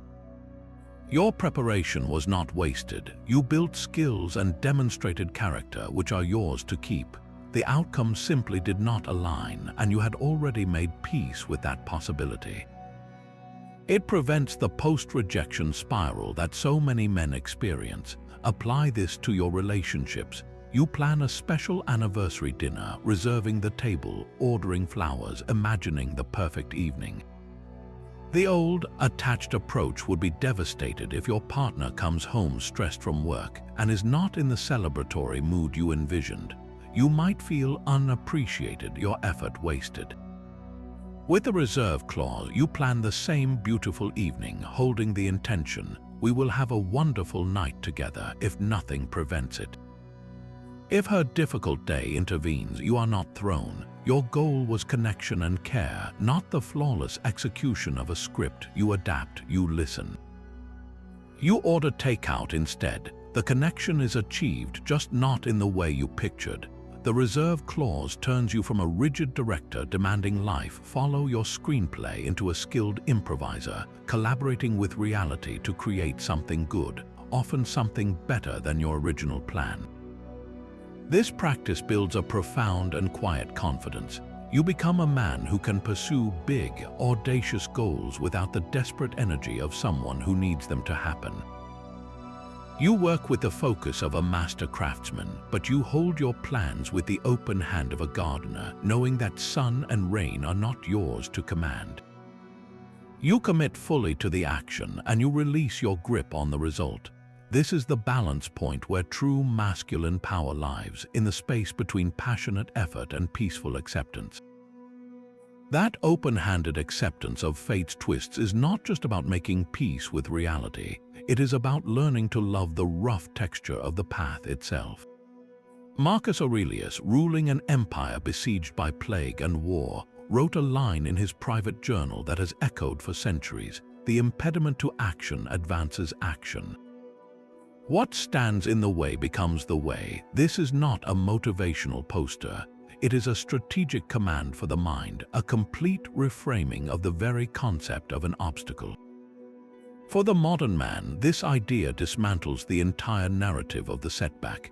A challenge is not a detour from your path, it is the path. A critic is not a barrier to your voice, they are the whetstone for your clarity. A failure is not a stop sign, it is the raw material for your next iteration.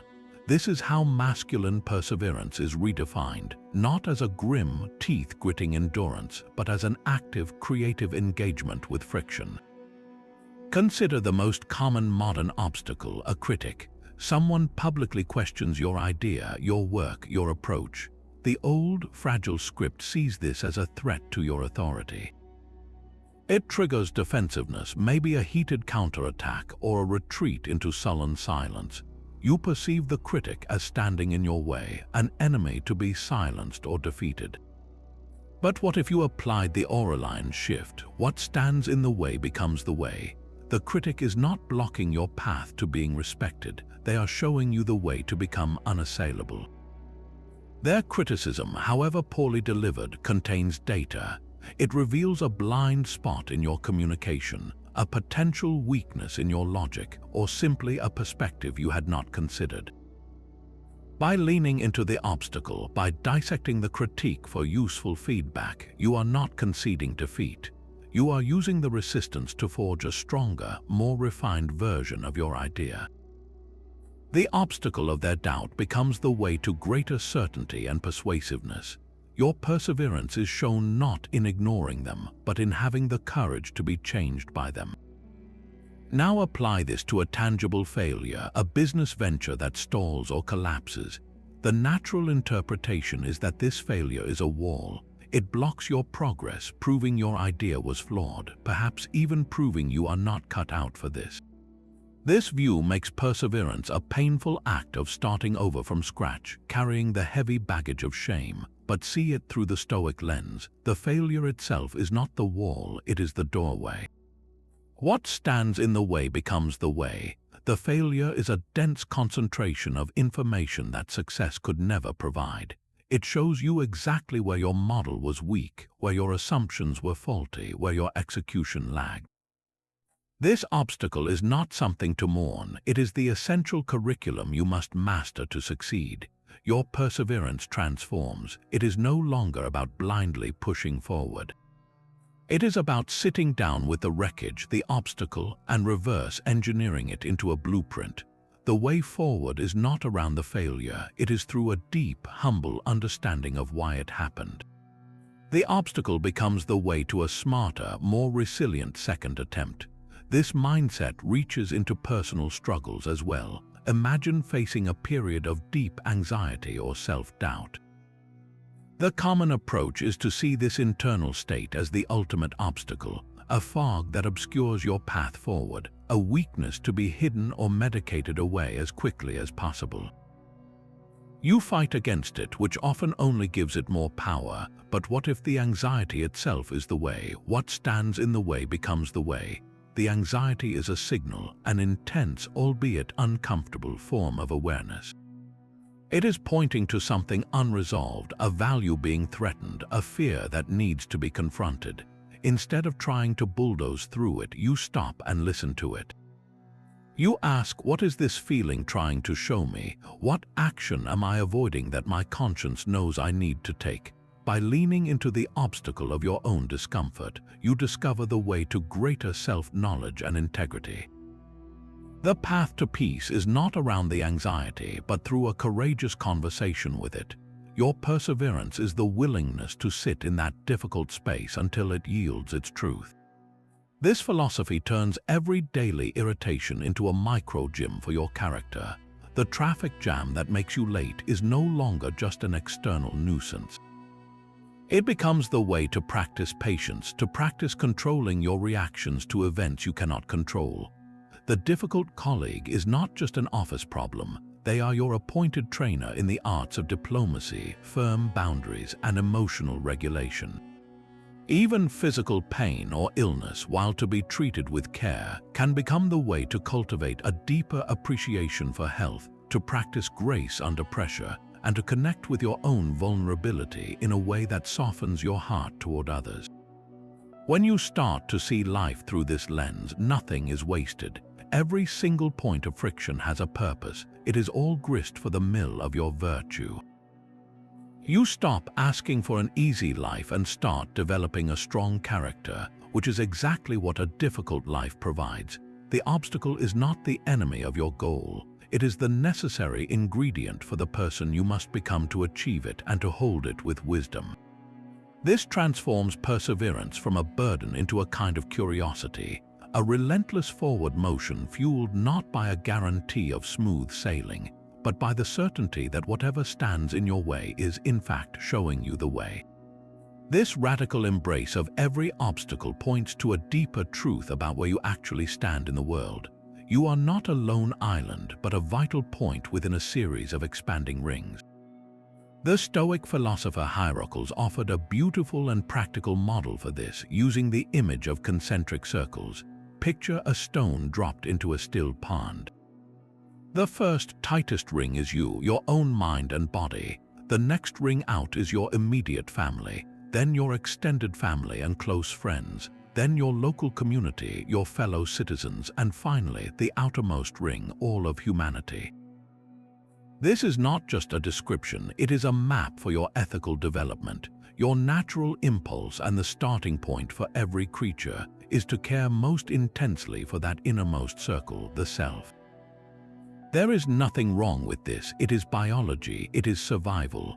But Heracles said the work of a rational, virtuous man is to consciously draw the circles inward. Your ethical task is to bring the concern you feel for yourself gradually outward, and to bring the people in those outer rings closer to the center of your care. This is the systematic expansion of that oikeiosis we discussed, and it is the antidote to the narrow, brittle self-identity that plagues so many men. A life lived only within the first circle is a life of fragile isolation. You become hyper-focused on your own comfort, your own grievances, your own status. Your strength is a mirage because it is dependent solely on things never going wrong for you, a fantasy the universe is not obligated to fulfill. When hardship hits, you have no wider network to support you and no sense of purpose beyond your own skin to give that hardship meaning. You are easily offended, quickly threatened, and perpetually lonely, even in a crowd. The modern world often encourages men to live in the first two circles, self and immediate family, and to treat the rest of the world as a competitive arena or a resource to exploit. Heracles' model challenges this directly. It says your masculinity is not measured by how high you build walls around your small plot, but by how far you extend the reach of your responsible care. So how do you practically draw the circles inward? It begins with a firm foundation in the first circle, but with the explicit intent of using that strength to support the next ring. Proper self-care is not selfish indulgence, it is strategic maintenance. You eat well, train your body, manage your mind, and build your resources not so you can hoard them, but so you have the vitality and capacity to be a reliable pillar for your family, the second circle. You are drawing their well-being closer to your center by ensuring you are not a burden, but a source of stability. Your duty to your family then becomes the training ground for wider care. The patience you learn with a toddler, the compromise you practice with a partner, the loyalty you show to a sibling, these are the very muscles you need to engage with the third circle, your local community. You draw that community inward by seeing it as an extension of your household. The neighbor is not a stranger, he is your family's safety. The local shop owner is not just a vendor, she is the steward of your neighborhood's character. Your participation in a community watch, coaching a youth team, or simply picking up litter in the park, these are acts of drawing that third circle closer, of treating communal health as personal business. The fourth circle, your country or nation, is often a source of tribal conflict. Heracles' model reframes it. Patriotism, in the Stoic sense, is not blind allegiance or hostility toward other nations. It is the rational commitment to improving the system you are a part of, so it can better serve all the circles within it. This means engaged civil citizenship. It means voting with reason over party loyalty, paying taxes not as theft but as your contribution to the shared infrastructure, and holding leaders accountable to justice. You draw this circle inward by seeing the nation's health as directly impacting the security and opportunity of your family and community. Finally, you reach the outermost ring, humanity itself. This is the ultimate test of your rational compassion. Drawing this circle inward does not mean you can solve every global crisis. It means you recognize the shared spark of reason in every person.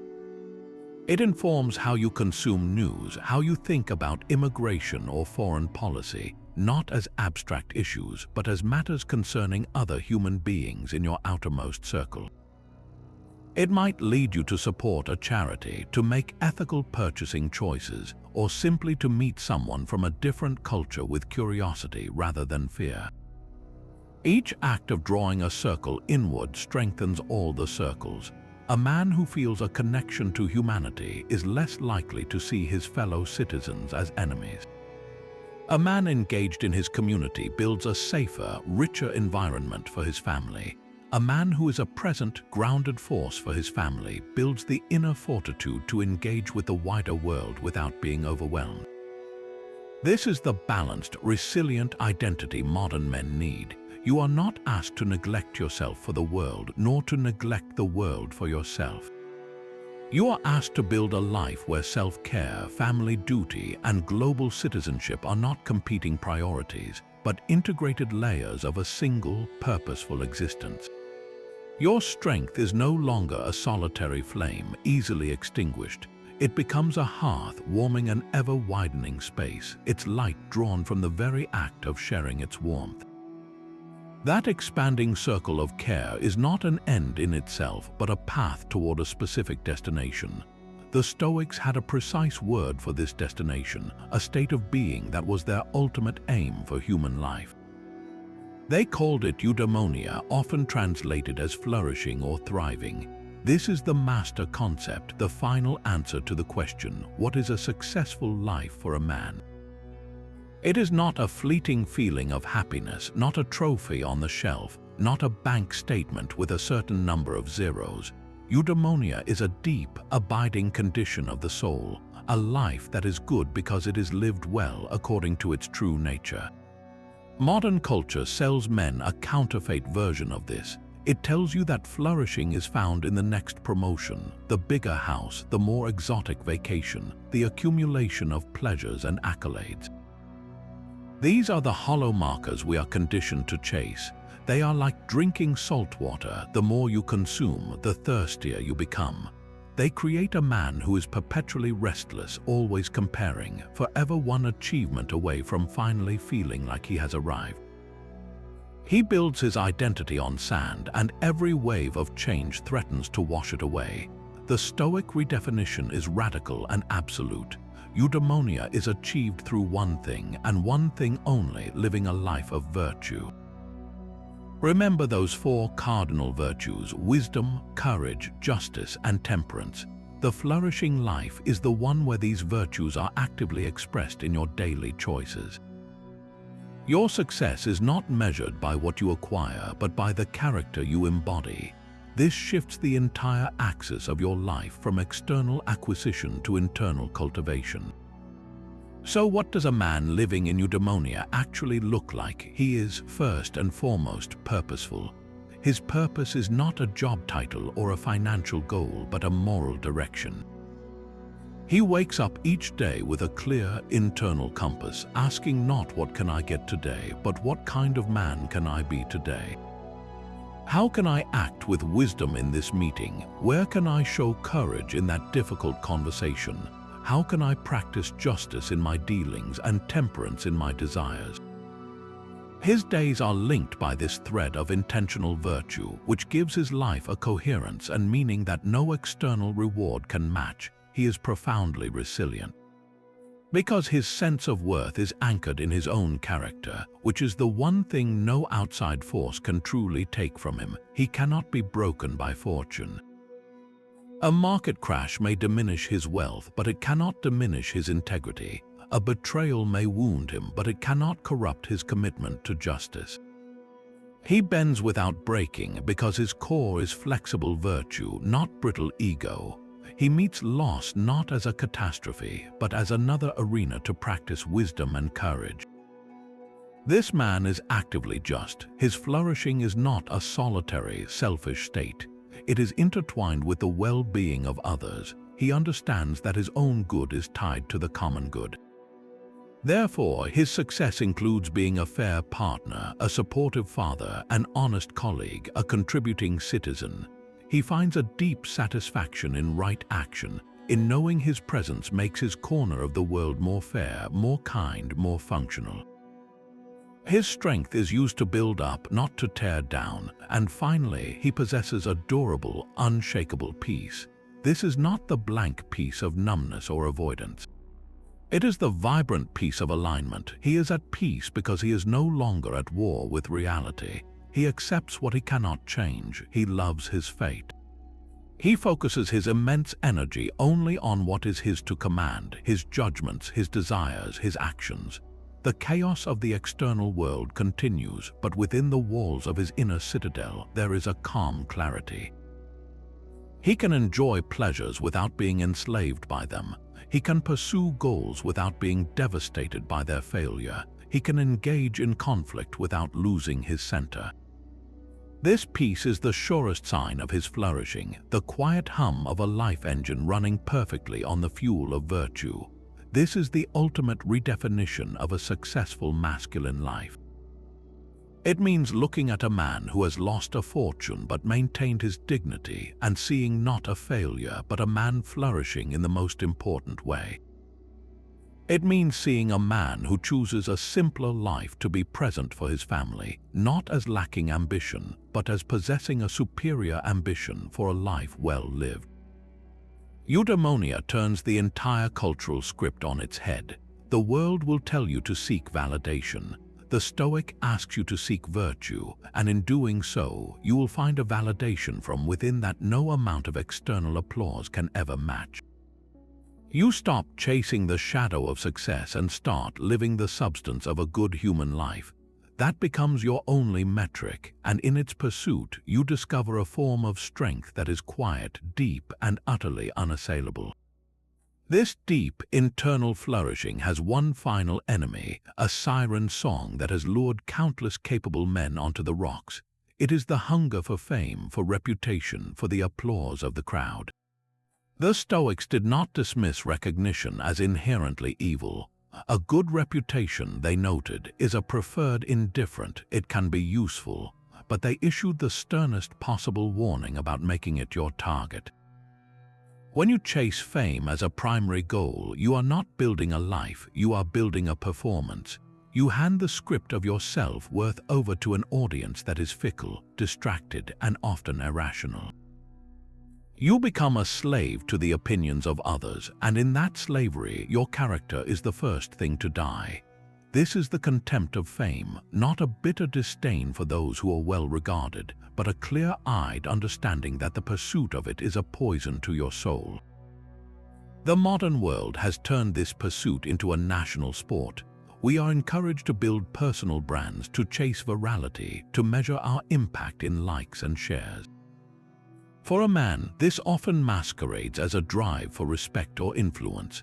But ask yourself, is my action motivated by the value of the work itself, or by the recognition I believe it will bring? The moment your primary fuel is the external reaction, you have ceded control. You will start making choices not because they are right or excellent, but because they are popular, provocative, or attention-grabbing. You will avoid necessary but unpopular stands. You will inflate your achievements and hide your flaws, creating a fragile persona that requires constant maintenance and lives in terror of exposure. This is the antithesis of the inner citadel. It is building your home on the shifting sands of public opinion. The Stoic alternative is both simpler and far more demanding. Do the work for its own sake. Pour yourself into your craft, your relationships, your duties, with a focus on excellence that is so complete, the thought of an audience fades away. The integrity of the action becomes the entire reward. Think of a master woodworker in a quiet shop late at night. He is shaping the final curve of a chair leg. No one is watching, no client is waiting to praise him. He sands the piece past the point of necessity to a silken smoothness only he will know is there. Why? Because the wood deserves it, because his standard of excellence demands it. That silent, unobserved act is a perfect expression of virtue, of work done for its own sake. His satisfaction is immediate and internal, and it builds a self-respect that no magazine feature could ever grant him. Now translate that to your world. You are preparing a presentation. The corrupted approach is to design slides that will wow the room, to focus on charismatic delivery and clever jokes that will make people remember you. Your eye is on the applause meter. The Stoic approach is to focus solely on the value you can provide to the listeners. You research deeply to ensure every point is true and useful. You structure it for maximum clarity, not maximum flair. You practice to deliver it with sincerity, not performance. Your goal is not for them to think you are smart, but for them to leave the room actually smarter. If praise comes, you accept it politely and let it go. If it does not, your worth is unchanged because it was secured the moment you chose to do the work with integrity. This principle reshapes your entire relationship with social visibility. Consider the decision to post online. Are you sharing a genuine insight that might help others, or are you posting to prove your life is exciting, your thoughts are profound, your politics are correct? Are you seeking connection or validation? The man who has cultivated a contempt for fame uses these platforms as tools, not as stages for his ego. He shares useful information and then disengages from the metrics. He does not refresh the page to see the likes roll in. His sense of accomplishment was in the act of creating and sharing, not in the public's reaction. This builds an authentic, independent self-worth that is rock solid. When your value is determined by your own internal scorecard, you become unmanipulable. Advertisers cannot sell you products by promising status. Critics cannot destroy you with a bad review. Rivals cannot provoke you by getting more attention. You are free. You can appreciate genuine recognition when it comes, but you do not need it. You can listen to constructive criticism without crumbling because your core is not built on praise. You become a man who is truly for something, rather than merely against what others think of him. This is the final liberation in the Stoic journey. It is the understanding that the only audience that ever truly matters is the one you face in the mirror each morning, the quiet judge of your own character. When you work to earn that respect alone, you step out of the exhausting, lifelong beauty contest of reputation and into the purposeful, enduring work of building a life that is good, whether anyone is watching or not. That quiet confidence built on virtue rather than applause must be tested. A muscle that is never strained becomes weak and useless. The same is true for your mind and your spirit. The modern world is engineered for one thing: comfort. We are insulated from hunger, from cold, from boredom, from almost every form of physical discomfort. This is a historical luxury, but it comes with a hidden cost. A life of uninterrupted ease makes us soft, entitled, and deeply afraid. Afraid of losing what we have, afraid of any disruption to our carefully curated comfort. We begin to believe we deserve this ease, that it is our right, and when life inevitably interrupts it, as it always does, we are not just inconvenienced, we are offended. Our resilience atrophies. This is where the Stoics introduce a powerful, counterintuitive practice: voluntary discomfort. This is the deliberate, periodic choice to step into a manageable form of hardship. It is not self-punishment, and it is absolutely not masochism. It is a psychological and spiritual vaccine. You are giving yourself a controlled dose of adversity to build up your immunity to the real thing. The ancient Stoics were masters of this. Seneca, a man of immense wealth, would regularly practice poverty. He would wear rough clothing, sleep on a hard bed, and eat only the plainest food for days at a time. He was not trying to become poor, he was inoculating himself against the fear of poverty. he was asking himself, is this condition I so deeply fear truly unbearable? And in experiencing it voluntarily, he discovered his own capacity to endure it. His peace was no longer contingent on his wealth because he had proven to himself he could live without it. This is the core of the training. You are not seeking pain, you are seeking proof of your own resilience. So what does this look like in a modern life? It starts with small, deliberate choices that interrupt the automatic pursuit of ease. Take a cold shower instead of a hot one. For 1 minute, stand under the water and breathe through the initial shock. You are not doing this to punish your body, but to train your mind. You are practicing the act of choosing discomfort, of meeting a physical sensation you do not like with calm acceptance rather than frantic avoidance. You are telling your nervous system, I am in charge here, not you. This simple act builds a tiny but significant deposit in your bank of willpower. Try fasting for a single meal or for a full day. Do not do it for a diet or a detox, do it for the mental clarity. Feel the hunger pangs and observe them without immediately obeying them. Notice how your mind might scream for distraction, for something, anything to fill the void. In that space, you discover how much of your eating is driven by boredom, anxiety, or habit, not by genuine need.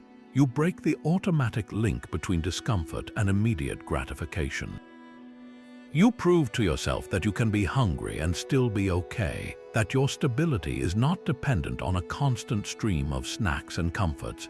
Beyond the physical, practice simplicity in your living. Choose a weekend to disconnect from digital entertainment. Sit with the boredom. Let your mind wander without a screen to pacify it. You will likely feel restless, agitated. That is the point. You are feeling the withdrawal from constant, easy stimulation. In that quiet, you might rediscover the pleasure of a book, a real conversation, or simply your own thoughts. You are reminding yourself that you are a source of your own contentment, not your devices. The purpose of all this is twofold. First, it builds an unshakable confidence in your ability to handle adversity. When a real crisis hits, a financial squeeze, a period of intense work, a personal loss, you do not face it as a complete novice. You have been in the training room. You have felt similar, though smaller, versions of struggle, and you have navigated them by choice. You know you have a reserve of toughness to draw upon. You are not wondering if you can handle it, you are remembering that you already have. Second, and perhaps more importantly, it cultivates a profound gratitude for your ordinary life. When you voluntarily eat simple food, your next regular meal tastes like a feast. When you choose the cold shower, stepping into a warm one feels like a luxury. When you spend a day without spending, you appreciate the roof over your head and the clothes in your closet not as entitlements but as gifts. Voluntary discomfort shatters the illusion of scarcity and reminds you of the abundance you already live within. It turns what you have from something expected into something earned, or at the very least, deeply appreciated. This practice stands in direct opposition to the entitled, fragile masculinity that demands constant comfort and falls apart when it is not provided. A man who trains with voluntary discomfort does not see a power outage as a catastrophe, but as a minor adventure. He does not complain about a long line or a delayed flight because he has practiced patience in harder circumstances. He can travel light, adapt quickly, and go without, which makes him incredibly capable and free. His strength is not the loud, performative toughness of someone trying to prove they are hard. It is the quiet, proven resilience of someone who knows exactly how much they can take because they have tested the limits themselves on their own terms. He is grateful for what he has and unafraid of losing it because he has already walked voluntarily into the shadow of that loss and found himself still standing. This self-imposed training prepares you not just for life's storms, but for its greatest responsibilities, the ones that require you to be a pillar for others. The ultimate aim of all this training is not to become a perfect statue, but to move in the direction of a certain kind of person. The Stoics gave this person a name, the sage. This is the ideal, the human being who has achieved perfect wisdom and virtue, who lives in complete harmony with nature and whose inner citadel is utterly impregnable. It is crucial to understand this figure not as a historical character, but as a thought experiment, a guiding star fixed in the philosophical heavens. No Stoic teacher ever claimed to be a sage. In fact, they were adamant that such a person was exceedingly rare, perhaps appearing only once in a generation, if at all. So why spend so much time talking about an ideal that is essentially unattainable? Because the sage is not a destination you are meant to reach, but a compass you are meant to follow. For the modern man lost in a world of mixed messages, this distinction is everything. It redefines the entire pursuit of strength from a grim test you can fail into a meaningful journey you can always continue. If you mistake the sage for a finish line, you set yourself up for perpetual frustration and self-condemnation. Every moment of anger, every lapse in judgment, every flicker of fear becomes proof of your failure. This is the trap of perfectionism, and it creates a brittle, anxious version of masculinity that is always one misstep away from feeling like a fraud. You are chasing a ghost and the chase exhausts you. The Stoic use of the ideal is the opposite. The sage is like the North Star. A sailor does not expect to arrive at the North Star. He uses it to set his course. When the winds push him off track, as they always will, he does not curse himself or the sea as a failure. He simply looks back to the star, adjusts his sails, and continues the voyage. The star's value is not in its reachability, but in its constant, reliable reference point. Your daily practice then shifts from, "Am I perfect yet?" to, "Am I heading in the right direction? Did I move a degree closer to wisdom today?" This morning, when your partner said something that triggered you, did you pause for 1 second longer before reacting than you would have last year? That is progress. Did you choose to do the right thing at work today, even though it was the harder path and no one would have known if you cut the corner? That is a movement toward the star. Did you meet a personal setback with a bit more acceptance and a bit less resentment than you would have in the past? That is the journey. This mindset cultivates a strength built on resilience and self-compassion, not on an impossible standard. It allows you to acknowledge your stumbles without letting them define you. You are not a sage, and you never will be. You are a procopton, a progressor, a student on the path. Your job is not to be perfect, but to be better. Think of it as training for a marathon you know you will never win. The champion's time, the sage's perfection, is the ideal. Your own personal best, your consistent effort to improve your pace and endurance, that is the real attainable goal. Beating yourself up for not being the champion is pointless and destructive. Celebrating the fact that you can now run further and with more ease than you could last month, that is the fuel that keeps you going. This is how you build a durable, lifelong practice. It turns every single day into an opportunity for a small victory, a slight course correction, a gentle proof that you are growing. The sage, as an ideal, also provides a clear mirror for self-assessment. When you are uncertain of how to act, you can ask a simple, powerful question: what would the sage do in this situation? Not as a demand for a flawless performance, but as a tool for clarity. The sage, guided by perfect reason, would act with courage, justice, wisdom, and temperance. So, in your difficult conversation, the sage would listen with the intent to understand, not just to reply. In your moment of temptation, the sage would choose the action that serves long-term integrity over short-term gratification. In your success, the sage would remain humble, knowing that fortune gave as easily as it could take away. Using the ideal in this way cuts through the noise of your own ego, your fears, and your desires. It gives you a clean, external standard to measure your choices against, not to shame yourself, but to illuminate the next right step. This aspirational figure ultimately frees you from the tyranny of other people's opinions.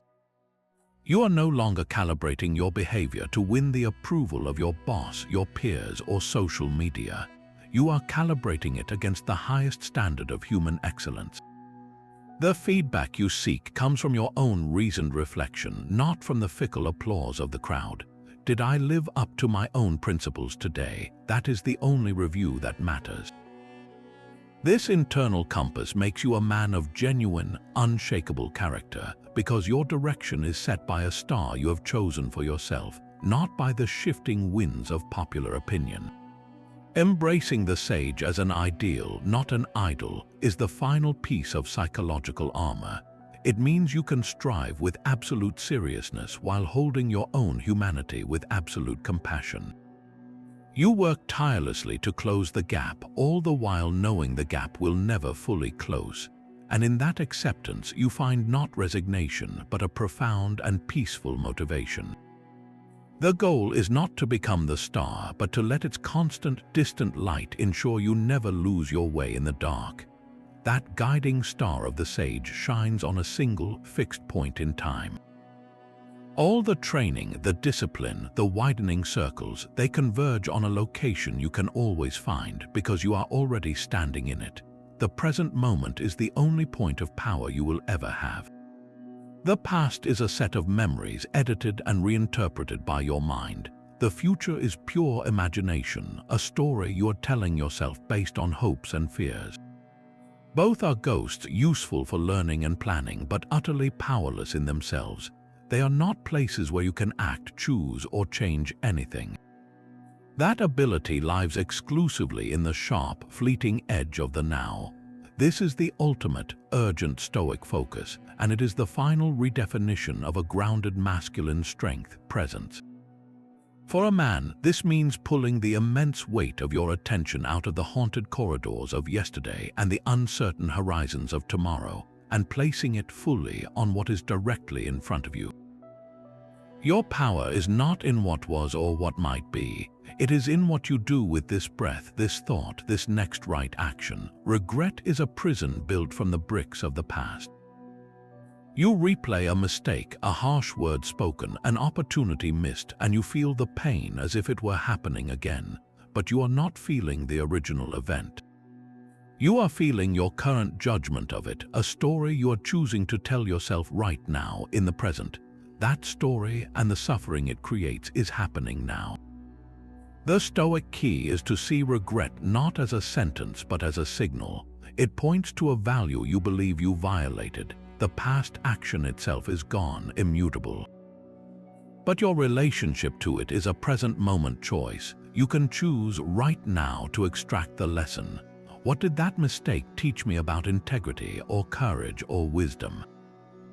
You then make a conscious decision in this present moment to act differently next time a similar choice arises. Having done that, you have mined the past for its only useful or wisdom. To continue carrying the empty rock of shame is to choose powerlessness.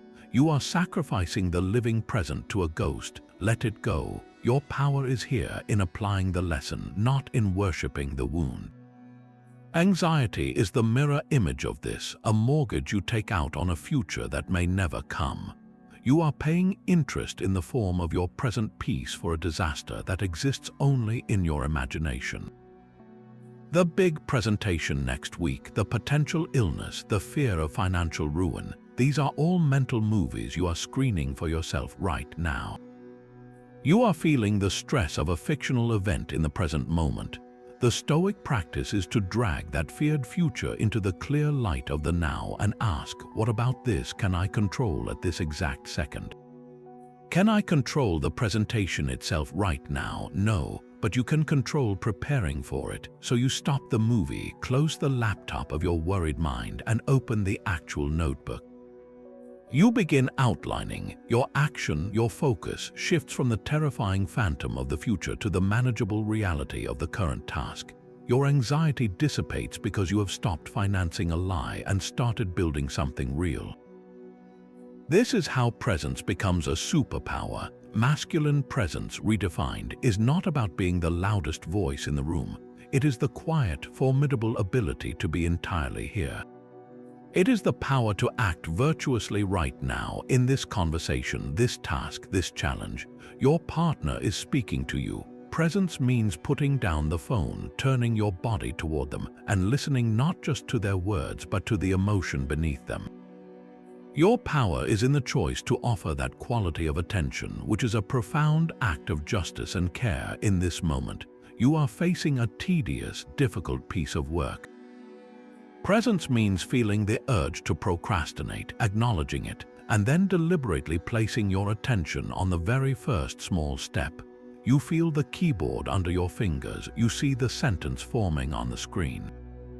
Your power is in the disciplined return of your focus again and again to the work itself, not to the story about how long or hard it is.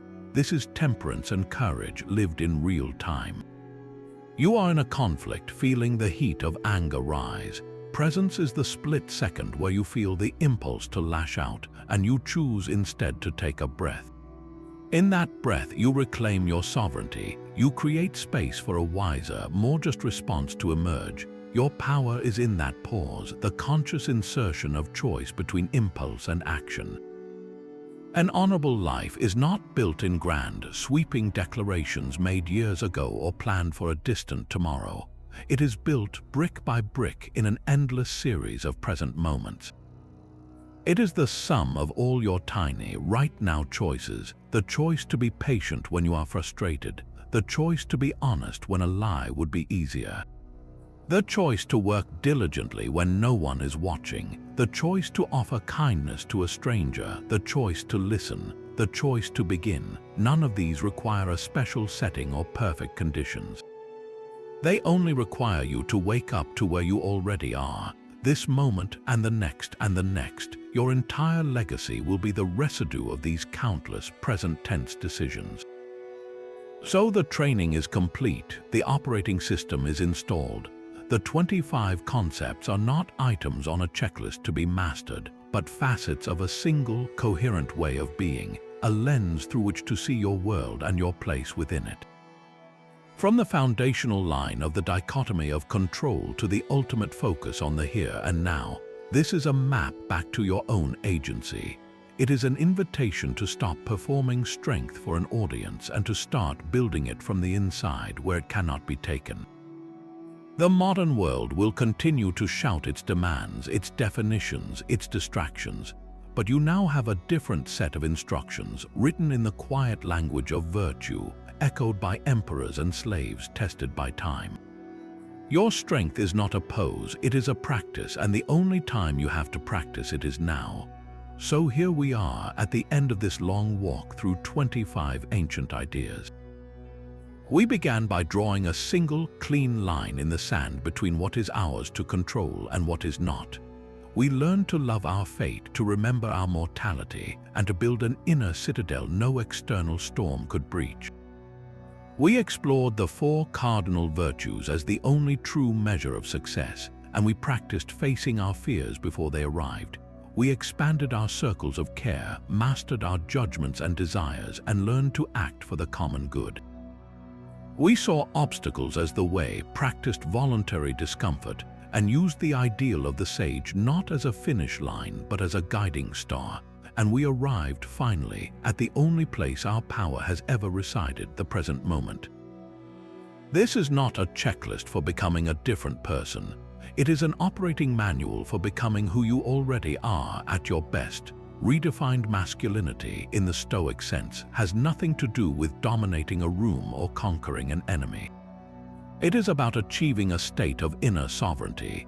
It is the quiet, unshakable authority that comes from knowing your worth is not for sale, your peace is not negotiable, and your character is built on a foundation of virtue, not vanity. It is strength expressed as resilience, not aggression, as protection, not possession, as calm, rooted action, not reactive noise. This is the work of a lifetime, but it only ever happens 1 week, 1 day, 1 choice at a time. Your call to action is simple, deceptively simple. Do not try to swallow all 25 concepts at once. That is a recipe for overwhelm and quitting. Instead, look back over this journey. Which one idea, which single practice buzzed in your mind or tugged at your conscience? Was it the dichotomy of control? The premeditation of evils, the discipline of ascent. Choose one, just one. For the next 7 days, make that concept your daily meditation. Carry it with you. When you feel stress rising, when you face a conflict, when you make a plan, apply that single lens. See how it changes your perception, your reaction, your day. The philosophy is not in the knowing, it is in the doing. The marble becomes a statue not by thinking about sculpture, but by the chisel's strike. So pick up your tool. Start carving. In the comments below, I would love to hear which concept you are choosing to practice this week. Sharing it creates a community of accountability, a digital Stoa where we can all learn from each other's progress. If this exploration of practical philosophy resonated with you, consider subscribing. We delve into more ideas like this, turning ancient wisdom into daily action for modern lives. Remember, the man you are becoming is built entirely by the choices you make right now. The blueprint is in your hands. The time to build is today.